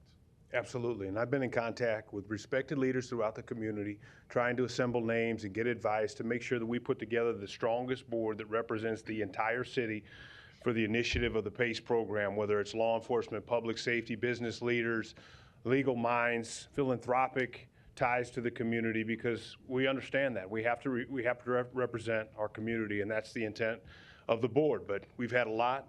I think it's been mentioned here today that we're dealing with a lot of meetings and a lot of organization with the Sports Commission and a lot going on, but rebuilding that board the strongest way we can to represent the entire city is right up there at the highest priority. I appreciate that, and that means, let's be specific here, that means the North Omaha and the South Omaha community, and in addition, the entire city, but the community of South Omaha and the community of North Omaha. Absolutely. I've had conversations with former Chief Warren about what the plans are for North Omaha. We all know the Kerry Roscoe Fields in North Omaha. Black Police Officers Association has been heavily involved with PACE. I have meetings with their representation to make sure we re-engage them. And I've had many conversations with a business leader in North Omaha about who would be a good potential selection from the North Omaha community to represent our board, to make sure, again, that we represent this entire community. Okay. Thank you. Mr. Kuzi, can I just clarify, I didn't miss anything when we had a little sidebar confirming that the board would be, as Mr. Kanger said, 7 or maybe 9 members eventually. Is that fair? Sorry, Matt Kuzi, City of Omaha Law Department. That does reflect what you and I discussed earlier during some prior questioning. Okay, and I appreciate you clarifying that. Mr. Kanger, thanks for clarifying that, but I would stress to you, to that commitment you're making today, that is followed through on. Mr. Martinez is here today, and others in the Latino community that I greatly respect, that have ties and roots of generations in South Omaha. There would be a great benefit for the board going forward, and I am going to support this today. And I'm glad that it's 50,000. I wish we could put a lot of zeros on it, but I think the commitment from the will of the council hopefully is there to provide additional funding in the future, and that PACE that gets rebranded, its goal of helping kids and connecting them to law enforcement or mentors that have been great in this community and it'll be great for the future of Omaha, that the commitment will be there, and that I'll look forward to supporting this today, but with your commitment again, that there will be the conversations when you expand the board to 7 or 9, that it will reflect the communities that it's representing. Thank you. Absolutely. Thank you. Thank you. Ms. Melton. Thank you. Anna, if I could call you up. Yes, ma'am. Yes, ma'am. Deputy Chief Anna Colon, Omaha Police Department. And how long have you been involved with PACE? I mean, you're not new. No, ma'am. I've been with PACE. no, ma'am. I've been with the Omaha Police Department for approximately 24 years, and I became involved with PACE right around the time when Kerry Roscoe started it. So that would have been 2013, 14-ish. And so I know, and I think what happened is, yes, PACE's reputation and how it was being run got tarnished. Correct. By some members Yes. who are on the board. That is from correct. the community. Correct. Some And of our founders. We don't need to rehash that, and that's unfortunate. Yes. But the PACE kept going. The kids are still participating, and I guess Councilman Hugg, you said it exactly right. I don't know what we're arguing about today, all these insults to each other and adults here on the council. This is about the kids. I mean, this is about how can we make sure all these kids can still be involved in this sport. And I can't believe a whole bunch of adults is going to fight over how many board members there are and what color of skin they might have on the board. You know what? We want to make sure that the children are able to play, and that we have people from all over the community that are involved like we do. And I wanted to know what your thoughts were on that, and tell us how we can best make sure that the kids are able to participate from both. I know it started in South Omaha, but it's expanded into North Omaha. A lot of kids from North Omaha. So it's serving really the whole eastern side of our city. And I think there's even kids that want to play from other areas that are able to play if they don't have the resources. So That is correct. You want to expand on that? Yes, ma'am. And I just want to say thank you, Councilman Hug, for stealing my thunder and getting in my head, reading my mind, because I was exactly going to say that this is not about what color my skin is or what color the president's skin is or who the executive director of this board is. This is not about one individual person. It's not about a group of people other than our underprivileged children. That's all that matters here. And Councilman Amy Melton, just like you said, we need to focus on the kids, not on what color you are or I am not. To Deputy Chief Martinez, he was my mentor. I came up under him, just like I came up under Chief Warren. But guess what? I came up under Chief Kanger as well. Does it matter what color their skin is? Absolutely not. Do we want to have equal representation within the community that we serve? Yes, we do. But at the current moment, we have what we have. And what we have is a strong board that is committed to serving the community that needs it. Just like my badge says Omaha, it doesn't say north, it doesn't say south, east, west, or anything. It says Omaha. PACE is about serving the children that need it. It doesn't matter what color skin you are. It doesn't matter where you come from. I'm not even from Omaha, and I am putting everything that I have into the Omaha community because this is a community that I have committed myself to serving. And we have a board. If it's 4 members, hopefully we'll get it up to full strength. And yes, I would love to have someone from the South Omaha community, but to throw out verbiage such as ethnic cleansing, I think that is a far stretch for what we're trying to do. We are trying to serve underprivileged children. And if we can do that, if we can save one, just as I mentioned before in my other presentation for the sake of time, Chief Kanger, just like I can tell you how many children where we have pulled out one child where their siblings, their cousins were in a gang lifestyle, criminal activity or whatever, but we were able to pull that one away from it, and now that child is a success. They didn't care what color our skin was. All they mattered was that we were mentoring them, that we were giving them options, and we were showing them what it's like to succeed and telling them that you too can do it. You too can succeed. You don't have to follow a criminal lifestyle because that's where your family has gone traditionally. So we very passionate about it. Yes, you are. I know you are, and that's why, sorry, I asked you to come up. Chief Kanger, I appreciate your passion too, but I knew how much you've been involved with PACE and how much it means to you. And you're one of the Omaha police officers that truly serves our community for their job, but then spends all the extra time, volunteer time, because you care. You spend your own time. I spend my own time, and just so that the board is aware, I was a member of the Latino Peace Officers Association, just like I was a member of the Black Police Officers Association. So it does not matter. We are focusing too much on skin color. Well, you know what? I am confident in the leadership of this current board. Fully believe in you, in Omaha sports. I mean, what you're doing, Lindsay, Chief Kanger. I know you're going to add some more people, but your focus is going to be on serving the kids and making sure the kids are getting what they need. And I think when we see that, we're going to be able to fund more. But because of that, you're going to get funding from the rest of the community. As we've just seen over this last weekend, the generosity of the citizens of Omaha, support for our police officers who are doing so much good, expanding it to include fire, Yes, I think would be great. That's how we want to expand this is get more volunteers and more people that can serve kids. So And there's- I have a lot of faith in you, in what you've done because of your past, and in the rest of your board and Chief Kanger. And until we fully staff our board members, ma'am, let it be known that if there's anyone within the North Omaha community or South Omaha community, if they want to have, they want to get out and interact with the children, they are more than welcome to come out and coach. There's no better way for the South Omaha community or any community to become involved with PACE and to be a good mentor to a community, be it North Omaha, be it South Omaha, than to come out to your own community and volunteer your time. All you need is come out, and if you want to learn how to coach, when I learned how to coach, I didn't know how to coach. Someone had to teach me. We will teach you how to coach. So if you live in South Omaha, you want to come coach soccer, by all means, Mr. or Mrs. Community Member, you're more than welcome to come join us. Thank you. Thank you very ma'am. much. Thank you. Thank you. I haven't spoken yet, so I'm going to take that opportunity, then I think there'll maybe some additional lights too, and then I'll ask for a motion here sometime soon. As Councilman Hug mentioned, I feel strongly about this program too.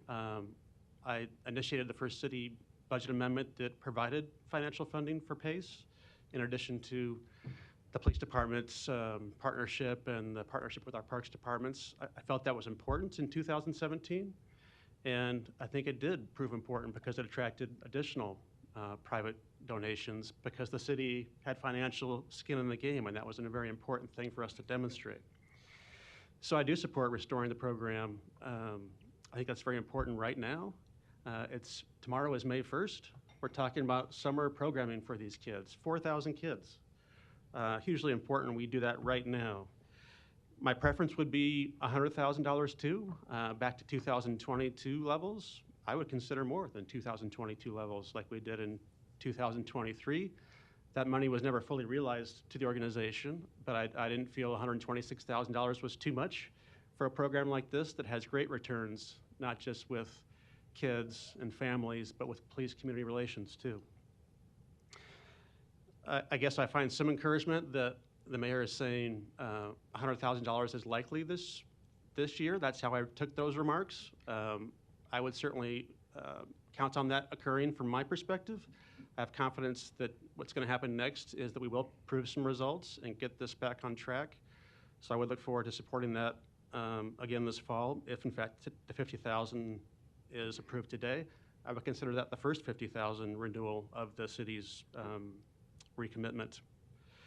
And I have already received messages from private donors saying thank you for initiating this conversation publicly and for when it got back on the agenda today, because I think they are waiting for this to happen before they're going to also participate as partners going forward. I actually do think the diversity conversation we had earlier was very important, and that is very important for the Omaha Sports Commission to demonstrate. I think Mr. Kanger demonstrated that in his remarks. So I feel like that was addressed at this juncture, but I do think that's very important, that the community be reflected with this board and with the organization going forward. That's been its roots, and that's why it's been so successful, I think. Lindsay, maybe a question for you as the executive director. So the current status is PACE has come to an agreement, and I think contracted with the sports committee as private entities to run this program. So that's not even the question today for us. That has occurred, and you are now the executive director of the Sports Commission. Are you confident if we take action today that you can provide full programming for all these kids this summer, realizing it's just about May 1st? Yes, I believe that funding here will be a big stepping stone for us in acquiring funds, as you previously mentioned, Councilman Festerson, of other funding coming into us to additionally be supportive of the programming that we'll have rolling out here. So please know that between the Omaha Sports Commission and Omaha Sports Commission's board, who was very, very supportive of our joint efforts with PACE and the PACE board, that we are providing as many opportunities as possible for the kids that we are serving, because the kids are our focus right now. Okay. And I want to say, in regards to city funding, we have the capability of doing this. It's true it was not budgeted in 2024, but in our last Finance Committee meeting, we talked with the Finance Director about the first quarter results of our budget in 2024. Sales tax alone is $10 million ahead of where we budgeted at this juncture. And that's only one quarter of the year, but I think that gives a sense of our capabilities to fund something like $100,000 and our ability to do that with whatever it takes in terms of a resolution or an amendment to a budget this year. So I'm not concerned about it from that perspective. Thanks, Lindsay, I appreciate it. The last thing I think I'd mention, there are a couple more lights. I know we have a couple of former board members that are with us today in the audience, and I do want to thank them for all their work. They've led this organization through some really tough times in the last year, kept it afloat, because they believe in this mission too, and I don't want that to go unsaid. We wouldn't be here today even talking about it if it hadn't been kept afloat for the last year and a half. So my thanks go to them, and I'm confident if we take this measure today, we can get it back on track, and it is time to move on, and it's time to move on behalf of the kids. Mr. Harding, you're recognized. Thanks. I think I need to correct something, and Mr. Hugg, I think, pointed out. When I said something about, I believe I may have inaccurately said in 2022 that it was 50,000. I had it in my notes here that it was 100,000. So when I was saying we were going to get to previous funding levels of other years, I was talking about that $100,000 level, and as you pointed out too, Pete, that 126 that was budgeted last year was not expended because of the issues. But you know, it's interesting. I think Ron hit it right on the head. I mean, we got it kind of. I guess my comments I assume that we're talking about the kids, and that's exactly what we're here to talk about is the kids. And actually, the reason I put my light back on was not only that, but then when Mr. Bagley used the phrase that those that were responsible really for sinking this ship and tarnishing the reputation, when he said that they were currently paying the price for their actions, and it got me to thinking it's the kids who are paying. They're the ones paying the price. And that's, again, I appreciate Ron bringing that up because, and Anna and her passion, I think that's what's really important here is that we need to be making those investments in the kids. And again, that's where, when I was talking about how this can leverage, and I think Lindsay just touched on that, and Pete, you touched on it too, is that the community, the philanthropic and charitable communities are looking for the investment of the city and the commitment of the city to kind of bring this program out of the ashes.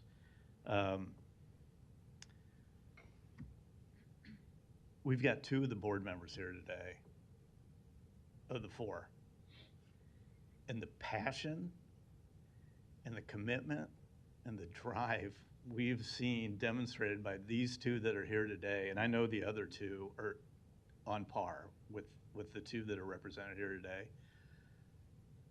I am so confident that with their drive and determination that this program will not only reach the levels that it was at prior to the ills that came upon it, but exceed where they were before, and they'll continue to grow and make it even more kids will be able to participate in it. And then lastly, to Pete, I noticed that some of the board members were here as well today, and you're right. Had they not stuck through the hard times, Lance and Tyler and some of the others, had they not stuck through those tough times, we probably wouldn't even be having this conversation today. So thank you for sticking it out through some hard times that I know were, running it. I've known Lance for a long time and would run into him and know it weighed heavily on him and appreciate his commitment to sticking through it and making sure that it got to a point where we are today and we can pick up those pieces and move forward.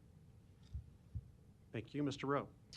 Thank you, sir. I wanted to bring it back to some of the numbers because my concern might be that $50,000, is it really going to impact the operation of PACE? I pulled up the Form 990 over the weekend, and in 21, we had total revenue of 1.4 million, and in 22, they reported 2.4 million in total revenue.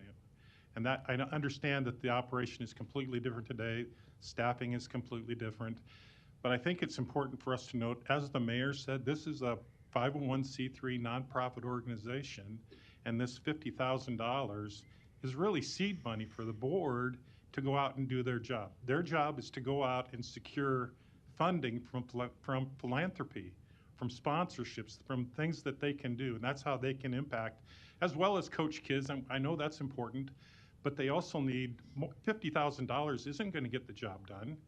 It does. It pays for 3 staff people for the summer at $25 an hour, including benefits. So we're not kidding ourselves. That's not the issue. The issue is, can this $50,000 be leveraged to, as Mr. Harding said, 3 million, 0.4? Can it be 4.4 million? Whatever the board can get done, that's what we need to be focused on the numbers side. I get the social side, I get coaching kids, I want to do that too, but we've got to be able to make it sustainable so that it can work. And the balance sheet shows assets of almost $2 million that PACE owns. And sure, that's not cash, it's not spendable, but there are assets there. It is a viable organization. We just need to reinvest and revitalize and get a quality board in place that can make that kind of thing happen. And I think we can do that. In fact, I know we can do that. Thank you. Mr. Bagley. Thanks, Mr. President. I want to be real crystal clear in my words today if maybe they were misconstrued.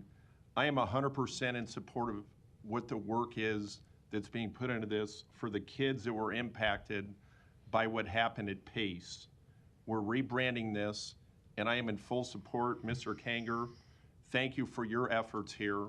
And I know it's a tough process to rebuild, but that's what we are doing here today. So I want to be clear about that. It is about getting the kids and the people in the community to support what the goal is here, and is to get kids outreach and get them mentors and get them programs of structure with people that are trusted in the community that can give them the care they need, the guidance they need, the mentoring they need going forward. So again, that's why I'm supporting this today. Council President Festerson mentioned people in the community are reaching out, wanting to financially support this. So I'm looking forward to this getting built back up with your guidance and people in the community that want to help. I think that's important, that when you look around who is here today or who has reached out to you, I'm sure you've heard from a lot of people that want to help and get this ship in the right direction. And this is a step that we're taking today that I'm supporting to do that. And I'll look forward to doing more, and all I can to support it. But I wanted to be clear on the record for that point. Thanks, Mr. President. Motion to approve? There's a motion and a second. Mr. Hug, was your light on? No. Okay. Ms. Johnson, you're recognized. We have Ben here that's standing, waiting, and he has a few more comments that he'd like to make. I'd like to recognize that. And there's a second. Ben Salazar, 1703 Ontario.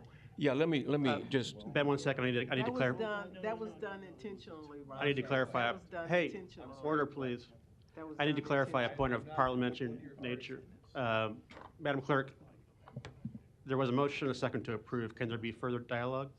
Did you ask for roll call? I did not.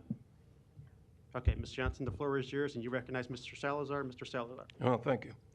Just to provide some info on South Omaha at the present time on children's sports, kids sports, Greg Perea, P-E-R-E-A, has been very active with youth sports for the last 5 or 6 years, OLG Classic Sports. He runs a year-round clinic for kids playing baseball between the ages of 4 to 14, I believe. The community has come out strongly in support of Greg and his efforts. He's got about 150 kids playing ball right now. But here's what the city should know. Last week, Greg and his workers from his plumbing company were out at Spring Lake Park fixing a baseball field out there on their own time, on their own dime. And they're doing this because they can't get access to Brown Park and Christie Heights.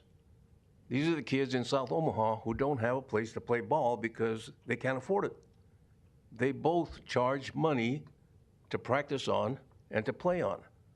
It's outrageous. The kids in South Omaha have two great fields that they can't access. They can't play ball on. The community is trying to help Greg and his kids. Now, he's going to grow that game in the baseball league that they're playing in. I don't know, and it hasn't been said definitively from the present board at Pace whether or not they're going to have baseball this year. But if they're not, Greg has promised to do what he can to pick up the kids that are not going to be playing baseball, not soccer, baseball with Pace. That's a huge issue, a huge issue. The community has met several times in South Omaha at the GI Forum, and they've been talking about helping Greg and his kids for baseball. It's not soccer, this is just baseball. So I don't know if you all can answer. I'd like to know on behalf of the community, is there going to be baseball at Pace? Thank you. This question is for the Parks Department.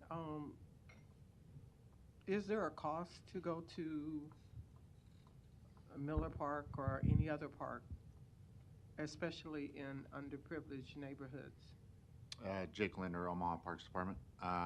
If it's a field that is, that you need to pay for, then yes, but there's several fields that there is no charge to play. And we have lots of them. So do we have neighborhoods where there are underprivileged, a great majority of that community is underprivileged, and we have parks where we are charging a cost for those individuals to participate in those parks? There are, yes. Okay, thank you. Thank you. There are no further lights. There was a motion and a second to approve. Roll call. Rowe. Yes. Bagley. Aye. Harding.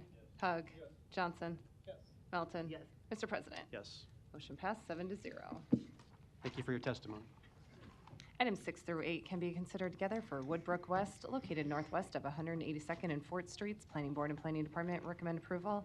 Item 6, an ordinance to rezone this property from HE District to R4 District. Item 7, a resolution to approve the final plat. Item 8, a resolution to approve the subdivision agreement. Public hearing and vote on items 6, 7, and 8 are today. Proponents, please. Good afternoon, members of council. John Coolidge with Lamprey Nearson, 14710 West Dodge Road, Omaha, Nebraska. Here on behalf of the applicant, Woodbrook West Phase 2 is 160 lots of 190 lot subdivision located northwest of 180th and Fort. And the site's graded and public improvements have been approved, so we're ready to start construction and look forward to your approval today. Here to answer any questions. Thank you. Thank you. Any other proponents? Seeing none, any opponents? Public hearing is closed. There's a motion and a second. Roll call. Rowe. Bagley. Harding. Hug. Johnson. Melton. Mr. President. Yes. Motion passed 7-0. Thanks. Items 9 and 10 can be considered together for property located at 3002 Paddock Road. Planning Board and Planning Department recommend approval. Item 9, an ordinance to rezone this property from R6 District to R7 District. Item 10, an ordinance to approve a major amendment to a PUD overlay district. Public hearing and vote on 9 and 10 are today. Proponents, please. Thank you, Mr. President, members of the council. Larry Jobin, 11440 Western Road, appearing on behalf of the applicant. This is just one 33-unit building that's being added to an apartment complex at Paddock Road that the original construction was in 1967. So this is just an addition to the existing apartment complex. So I'm here to answer any questions that you might have. Thank you. Thank any you. other proponents? Seeing none, any opponents? Public hearing is closed. Motion is second to approve. Roll call. Rowe. Bagley. Harding. Hug. Johnson. Melton. Yes. Mr. President. Yes. Motion passed 7-0. Consent agenda. Any member of the city council may cause any item placed on the consent agenda to be removed. Items removed from the consent agenda shall be taken up by the city council immediately following the consent agenda in the order in which they were removed unless otherwise provided by the city council rules of order. Council members, and item number 14 has been requested to come off consent, so a council member may abstain. So first I'll call up the public hearings, that the public hearings on items 11 through 13 and 15 through 18 were held on April 23rd. Is there a motion on those items? Move to approve 11 through 13 and 15 through 18. Motion is second. Roll call. Rowe. Bagley. Harding. Hug. Johnson. Melton. Mr. President. Yes. Motion passed 7-0. Item 14 is an ordinance to approve the Omaha Downtown Improvement District Association 2024-2025 budget and work plan and levying a special tax and assessment on all lots and pieces of real estate within the BID. Is there a motion? Move the approval. Motion is second to approve. Roll call. Rowe. Bagley. Harding. Hug. Johnson.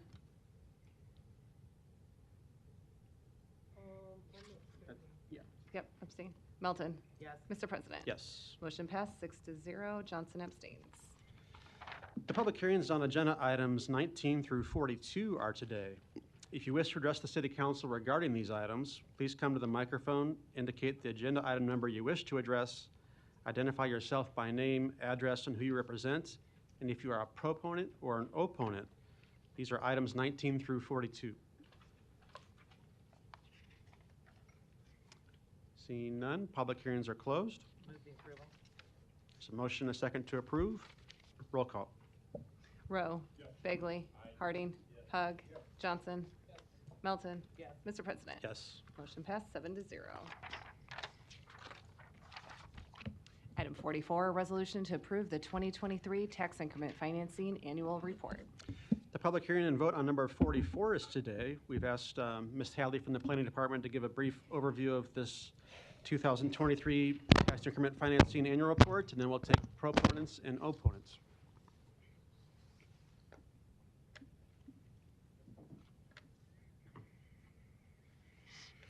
Good afternoon, Bridget Hadley, City Planning Department.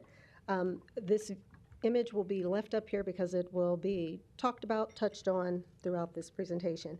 I wanted to take just a moment to provide a little more understanding about TIF. It's been talked about a lot, lots of questions have come up, and talk about how it's used in Omaha before I share some highlights of the annual report.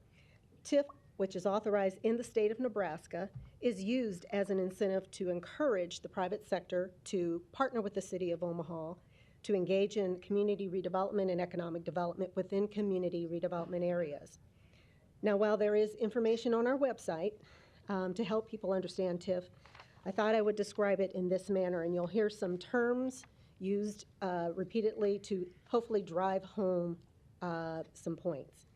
TIF essentially is a reimbursement of a portion of the property tax payment made by the project owner, which goes back to the project owner or the lender to pay for construction debt already incurred.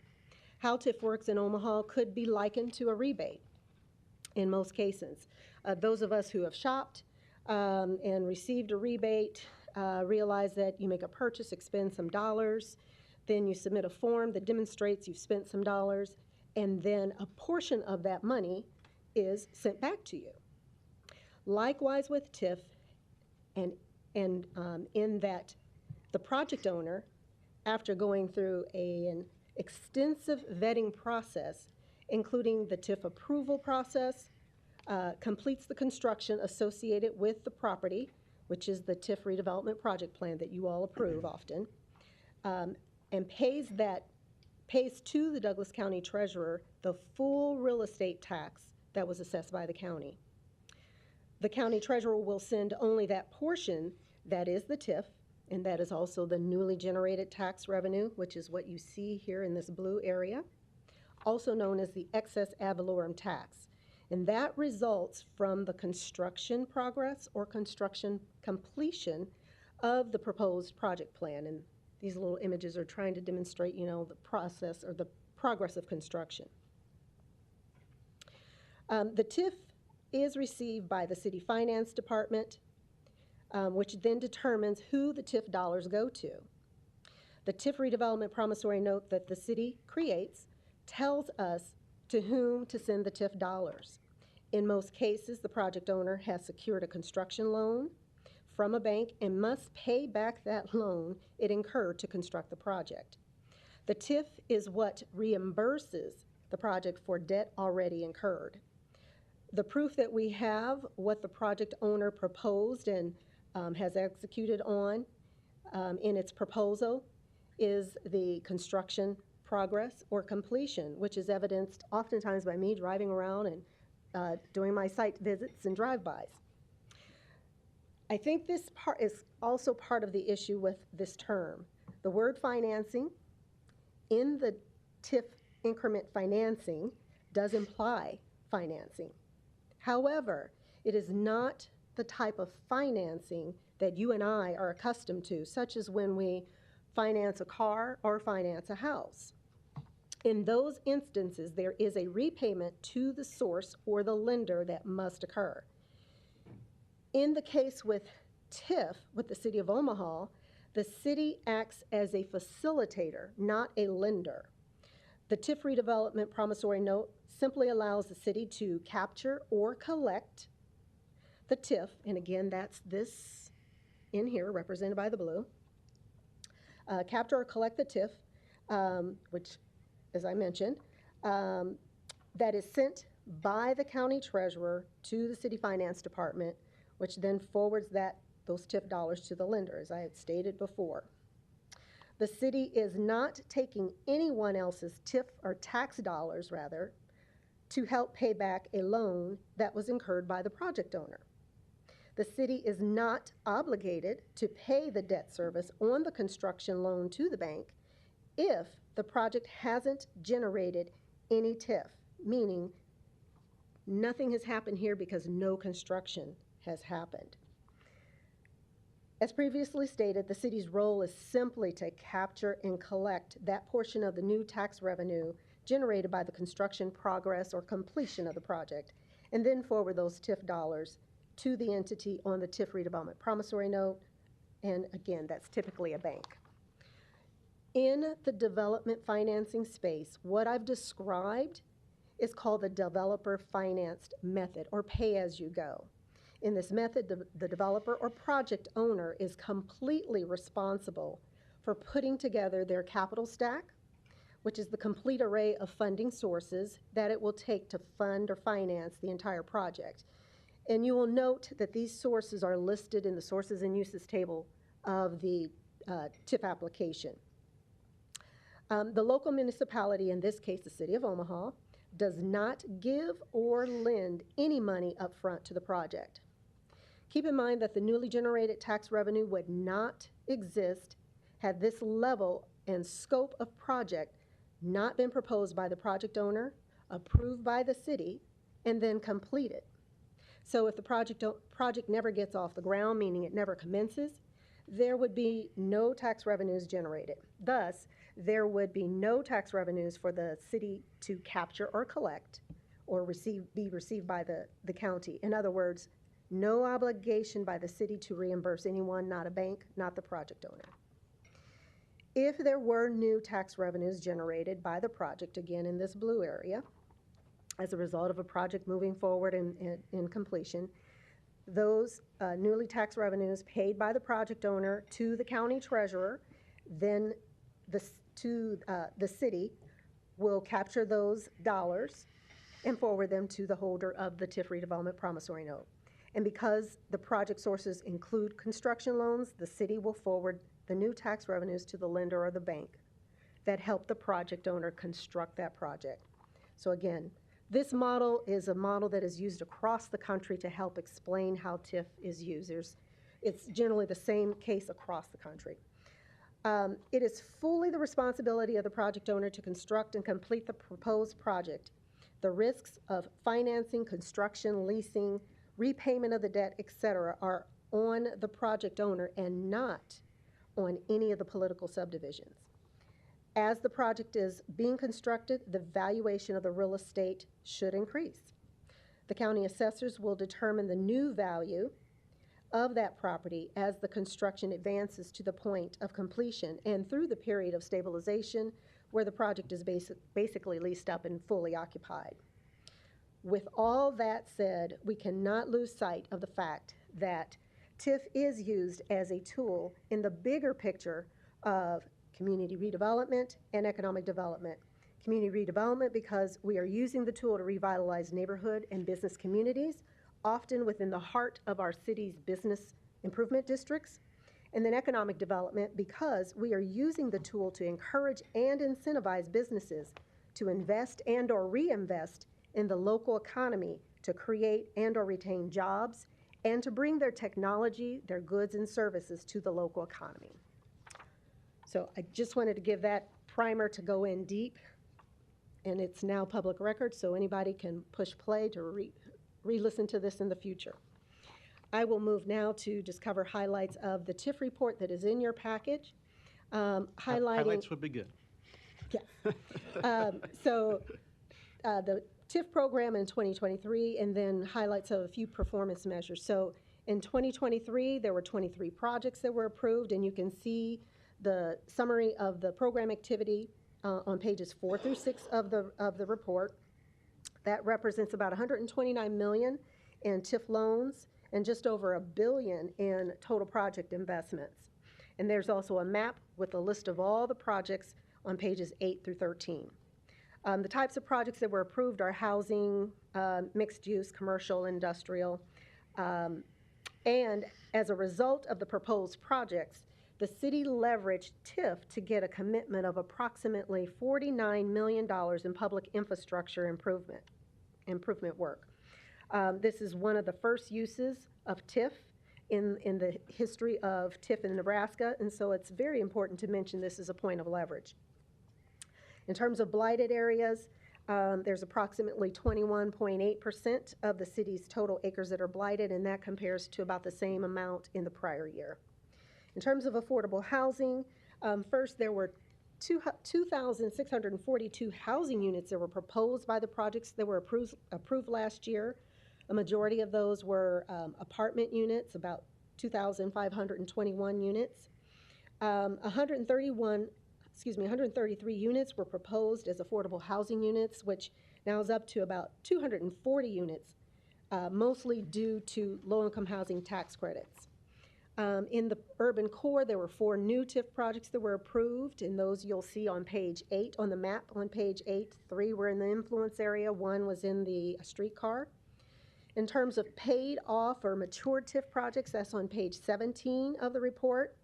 In totality, the city of Omaha, from the inception of this program, has 213 TIF projects that have paid off or matured. So that's over at least 40, maybe closer to 50 years of us doing this project. So while we have 261 active TIFs, there's at least 213 that have paid off.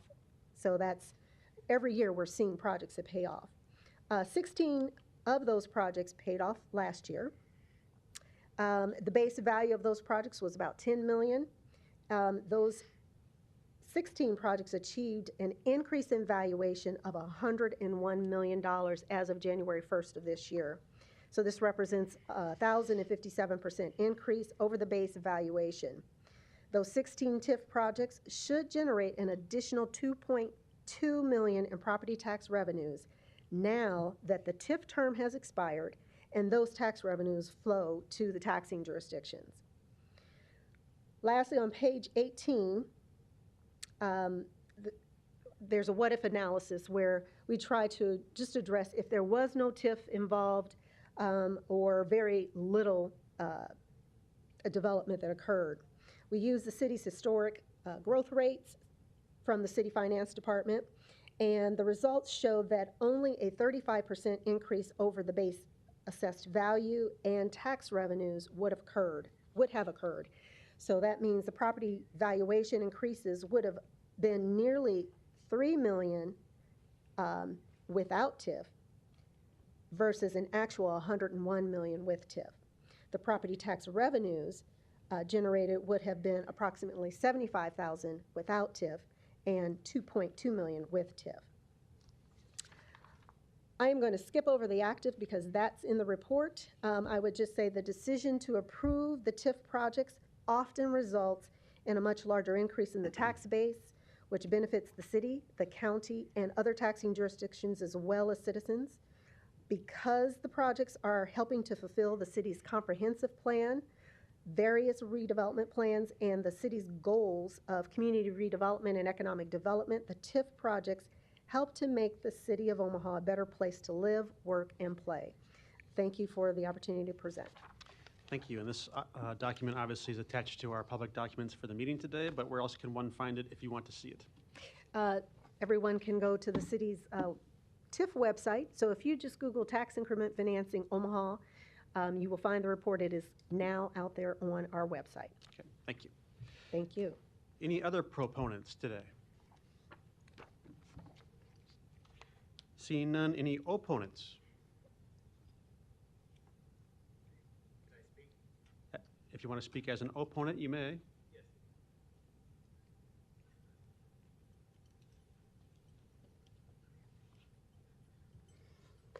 Louis C. Manus, 2709 Dewey Avenue. Great presentation. I'm glad that we're finding different ways to describe TIF financing, which is basically a mortgage on our future. And people don't appreciate that the local public bodies are not going to benefit until later on.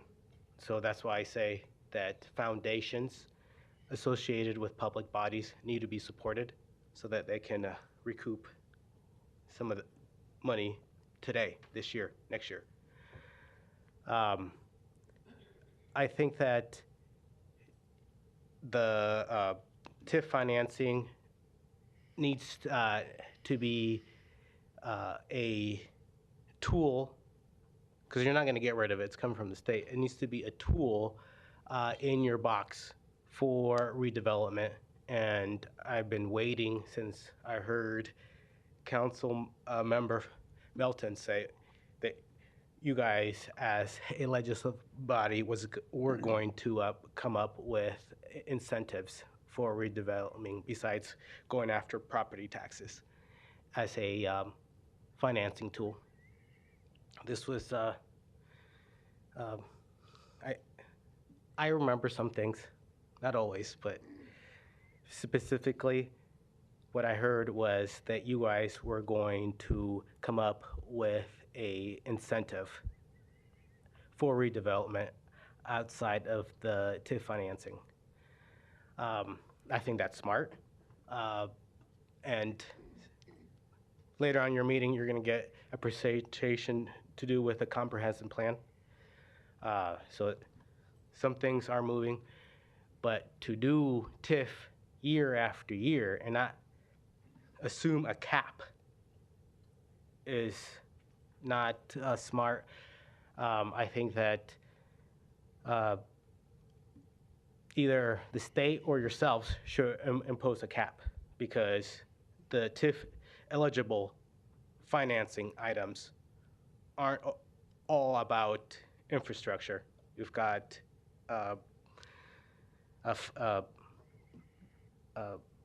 paying or reimbursing property, an acquisition, for example. Okay, so why does TIF have to finance an acquisition? Whether the developer went after TIF or not, an acquisition of a property needs to happen. I'm going to have you summarize, Louise. I think we understand your point. You understand my point? Okay, which is? I'm going to have you summarize, please. Okay, so my point is that I'm not opposed to you approving this report, but I think that you guys need to be approving more than reports. You need to be approving ways to redevelop that you guys come up with, like setups and Okay, thank you. Right, or You're becoming a bit repetitive. We heard that a few times. I think I'll give you or, one more chance to summarize, then you're done. Okay. Okay, or talk to the legislature. Okay. About giving you more authority, because I'm going to talk to the legislature about a TIF. Okay. Thanks. Thank you. Any other opponents that want to speak today?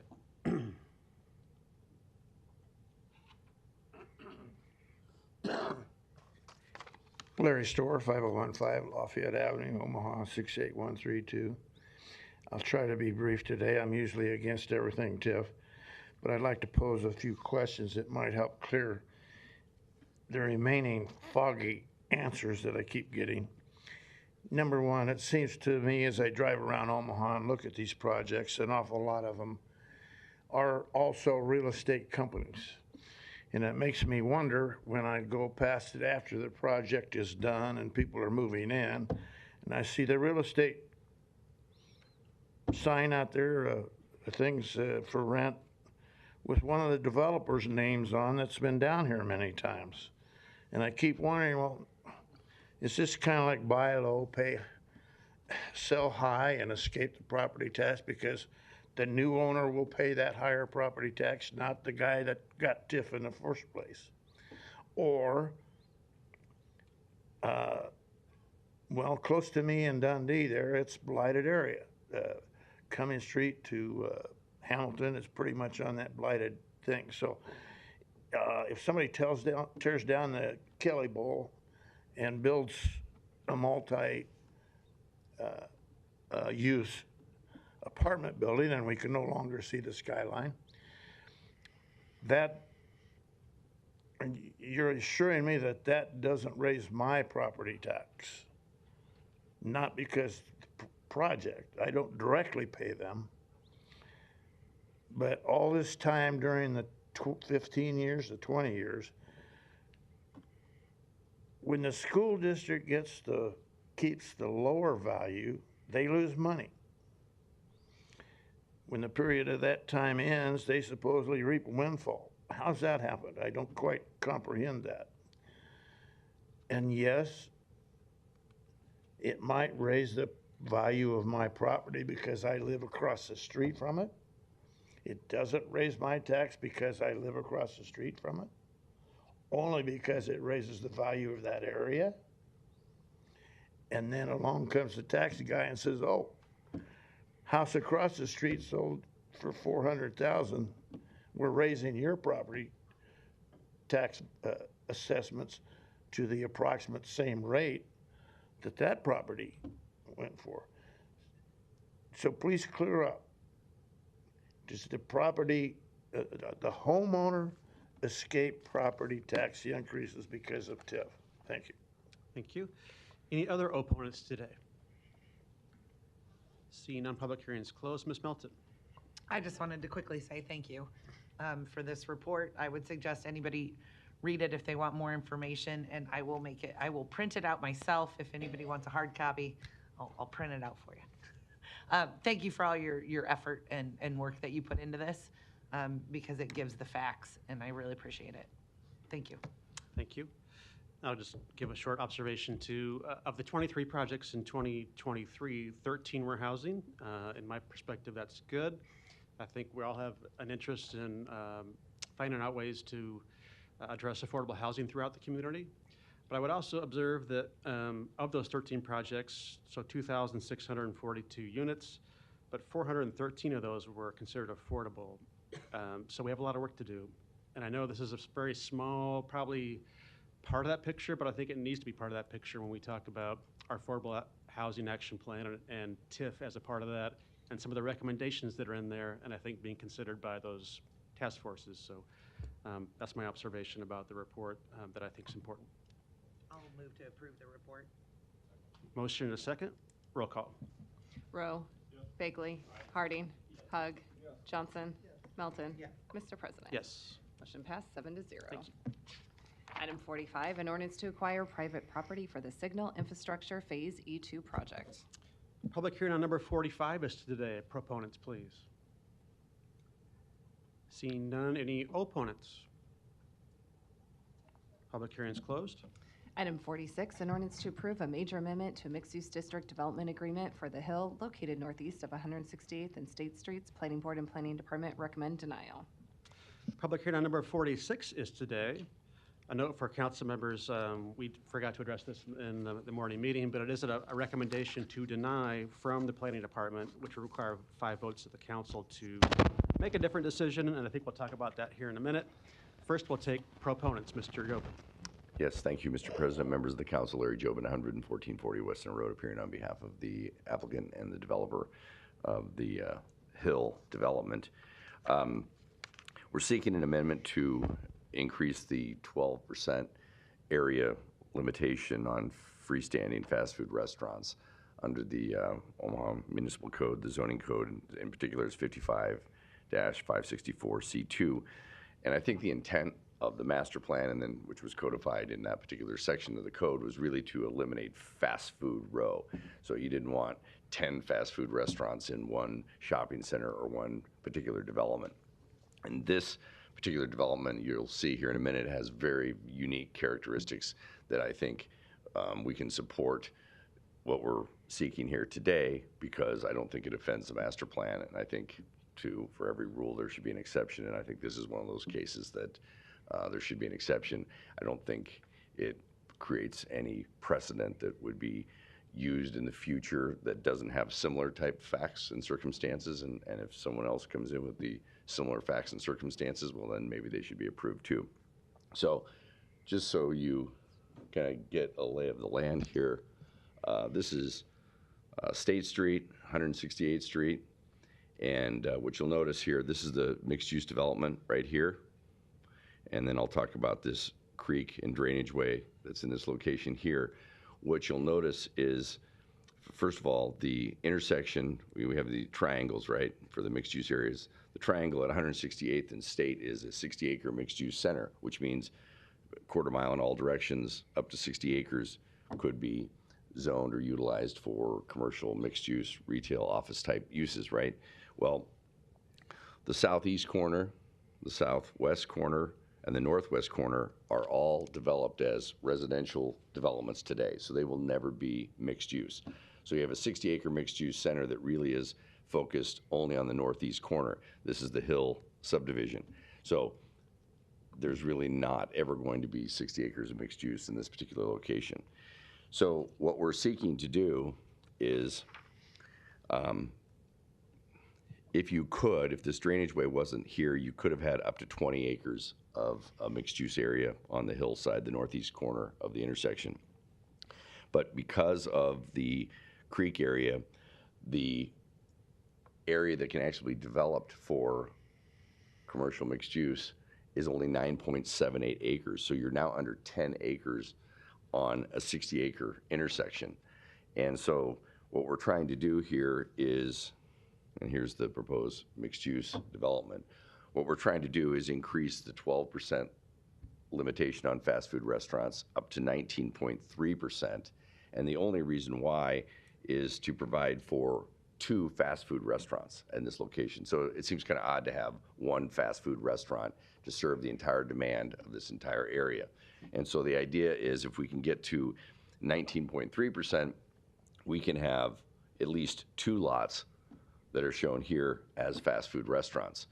And so we think this will better serve the community.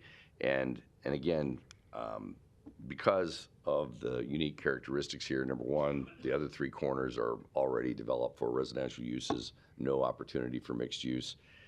Because of the drainage way, the significant drainage way that runs through the hill, you don't have a whole lot of area to develop for commercial mixed use. And so what we're really looking at is Lot 398 is only 0.88 acres, and Lot 401 is 1.01 acres. So you're only talking about a total fast food restaurants of the 9.78 acres of 1.89 acres. So this is a relatively insignificant thing, and I think it's a very odd and unique set of circumstances and facts involving this particular development. And to me, that doesn't seem to, in my view, offend the master plan or offend the Section 564 of the code regarding the 12% area on limitation on fast food restaurants. And the reason why is I don't think 2 fast food restaurants at this particular location is a bad thing. In fact, I think it's a good thing. I think the public would like to have choices when they come to this particular corner, and you only have less than 10 acres of a mixed-use center. So with that, we respectfully request the approval of the major amendment to the mixed-use development agreement, notwithstanding the recommendation report of the planning department and the planning board for that matter. With that, I'm happy to answer any questions that you might have. Thank you. Any other proponents today? Seeing none, any opponents? Public hearing is closed. Ms. Melton, you're recognized. Thank you. Well, and I have one quick question. Sure. If you were to consider the creek as part of the development area, would that change the percentage? Well, the problem I think with that is that creek area is within an outlot, and the outlot zone DR and not MU. So I'm not sure it would go into the calculus. I meant just technically. Oh, technically? Yeah, sure. Right? It would. Like if we just drew the box Yeah. No, and counted it, it would be less than 12%. For sure it would be. And you can't develop the creek area. So I'm just, for my own, I know Right. planning is going, Amy, that's not how you do things. Right? Okay, I get it. But already I knew like that where Dave's you're going to be going. I like where you're going. But I didn't. That's why I didn't ask Dave that question.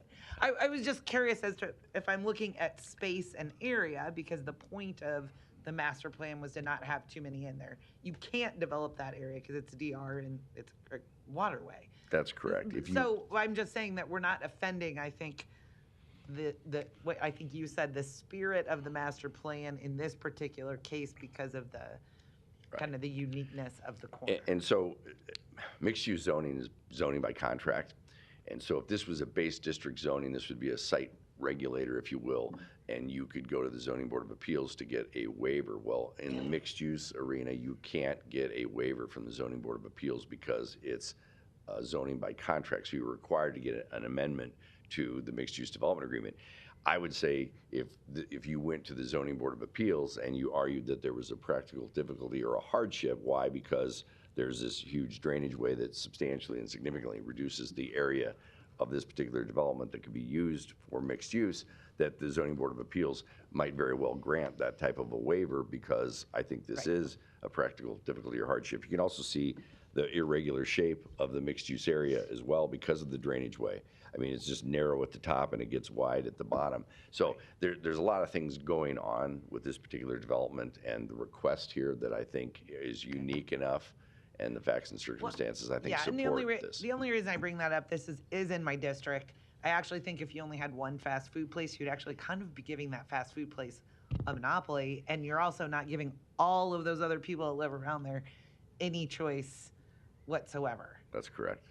So I actually, this is one where I believe the people that live around it would want to have two choices, especially for that many houses in that development.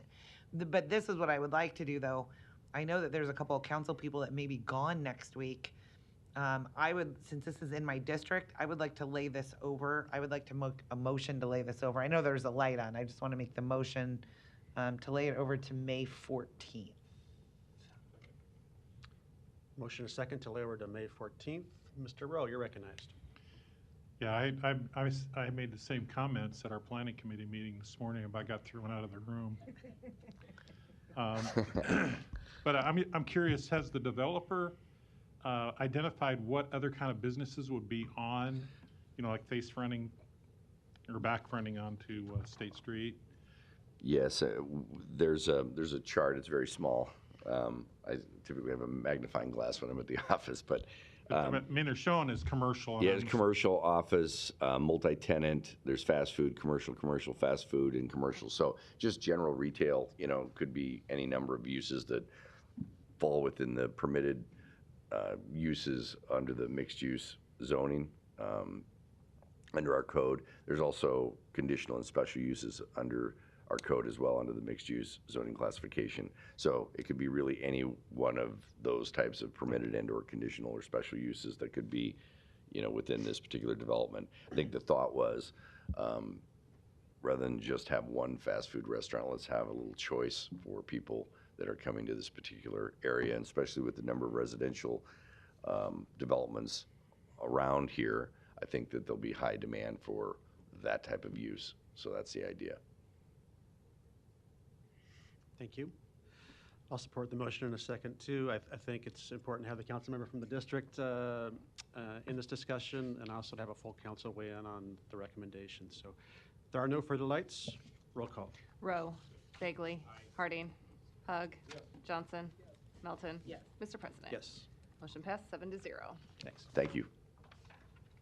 Item 47, an ordinance to approve a professional services agreement with Omaha by Design for the Omaha Comprehensive Plan Update. Planning Board and Planning Department recommend approval. Public hearing on item number 47 is today. Proponents, please.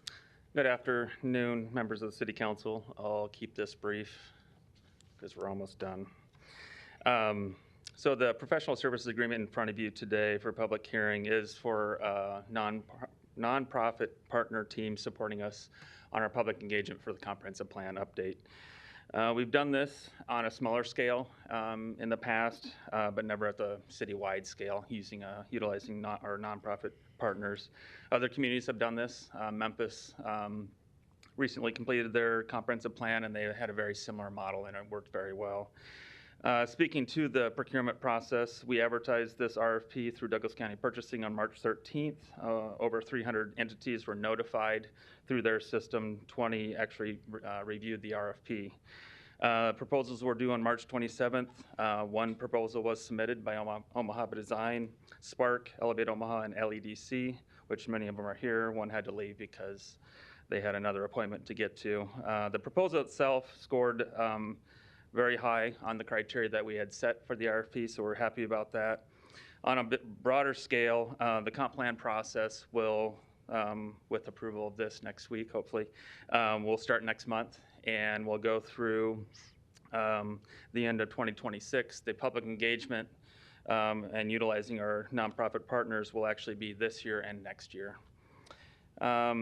Another item of note, we have submitted a couple grants to our philanthropic community, to a couple foundations. We submitted a HUD grant. We were still waiting to hear back on that, and we're looking at some other funding opportunities in the future to help offset this. So that the amount that's in the agreement that actually will come down if those grants are successful, but we just wanted to keep it that level so we wouldn't have to come back to council for approval. Having said all that, this is a major milestone in the process. A lot of great work by our comprehensive plan team, Lindsay and Sydney, who you have all met. So we're excited to move forward and get this launched.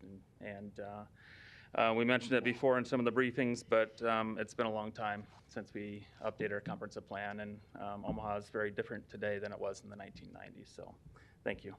Thank you. Other proponents? Well, good afternoon. Scott Dobby, Omaha by Design, 618 South 11th Street. I'm really excited to be here with you all this afternoon. Thank you for your time. Because this effort is more than just an opportunity to co-create this comprehensive plan.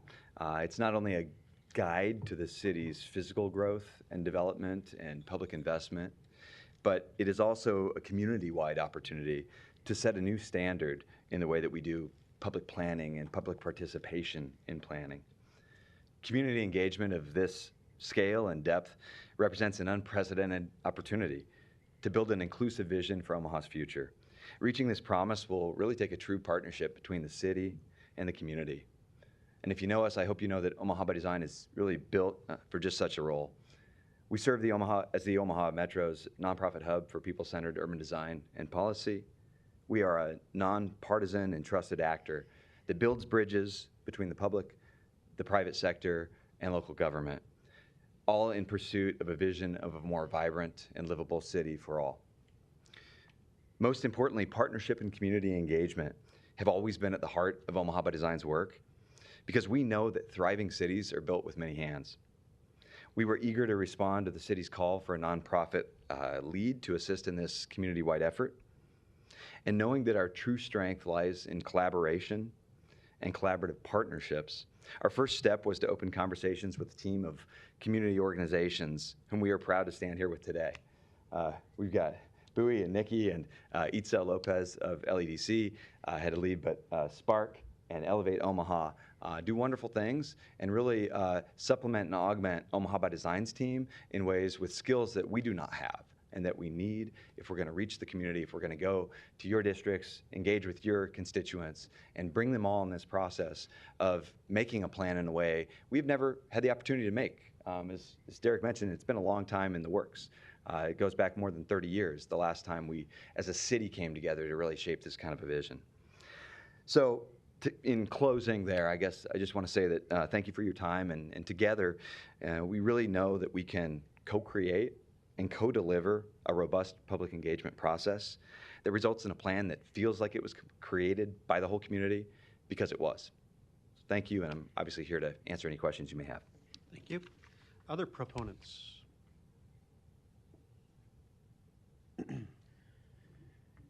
Good afternoon, council members. Thank you, Mr. President, and thank you, council members, for having me up here. Bui Ray Tut, 5003 California Street. I'm the CEO of Spark, and Spark focuses on holistic development. And holistic development means a million things to a million people and a million groups. But one of the most powerful aspects of any holistic economic development is advocacy. I am, as I said prior to my visit to the City Council, am an immigrant to the United States, but grew up in North Omaha. So I've lived in Omaha longer. I lived in South Sudan. And part of the thing that I missed or that I value in the United States that I missed back at home is the power of advocacy, because policy makes our country great. And one of the things that I attended one of our community meetings, and Willie Barney mentioned that our community focuses on what happened 20 years ago rather than focusing on what happens 20 years from now. I think he used 30 years, but for the context of the comprehensive plan, I used 20 years. So whatever's going on back there, just redact and make it work. That truly hit home with me. And when I heard about the comprehensive plan, I reached out to Scott, and I reached out to the city and saying that our community and our people need to have a voice in here and in this process. And they were gracious enough to invite us to the table and have this discussion. I'm strongly in support of this, and hopefully it goes well. Thank you. Other proponents?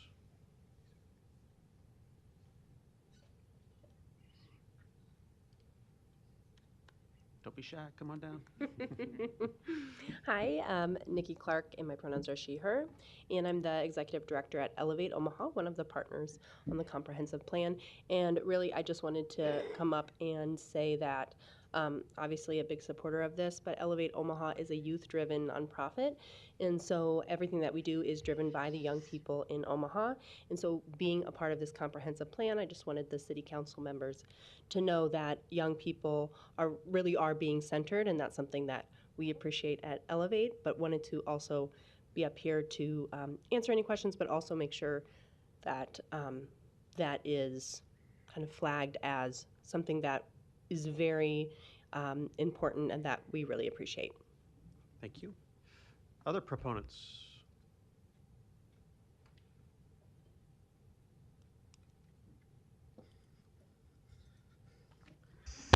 Luis Jimenez, 2709 Dewar Avenue.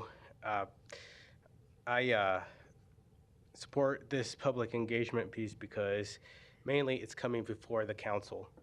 And I think you can track the development of the comprehensive plan. So for me, it's not about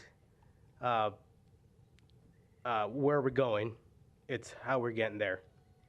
And I would like to see more things regarding the comprehensive plan come before the council so you guys are aware of the developments and not simply receive receive an information dump, which is frustrating no matter who you are. Public engagement is very important, and I think it's overpriced, though. The $500,000, it's overpriced. Some the folks here are getting paid $185 per hour. I think you can go lower than that, because what you're doing is talking to people. Basically, they're your agents. This is stuff that you should be doing to develop a comprehensive plan or to be informed about what your citizens, the people that you represent, want in replacing the master plan with a comprehensive plan. So that's, some critique, but the biggest thing that I like about this is that it's a point where you can say, this is where we're at, and that's why this agreement is coming forward to the council. So that's a positive. Thanks. Thank you. Any other proponents? Seeing none, any opponents?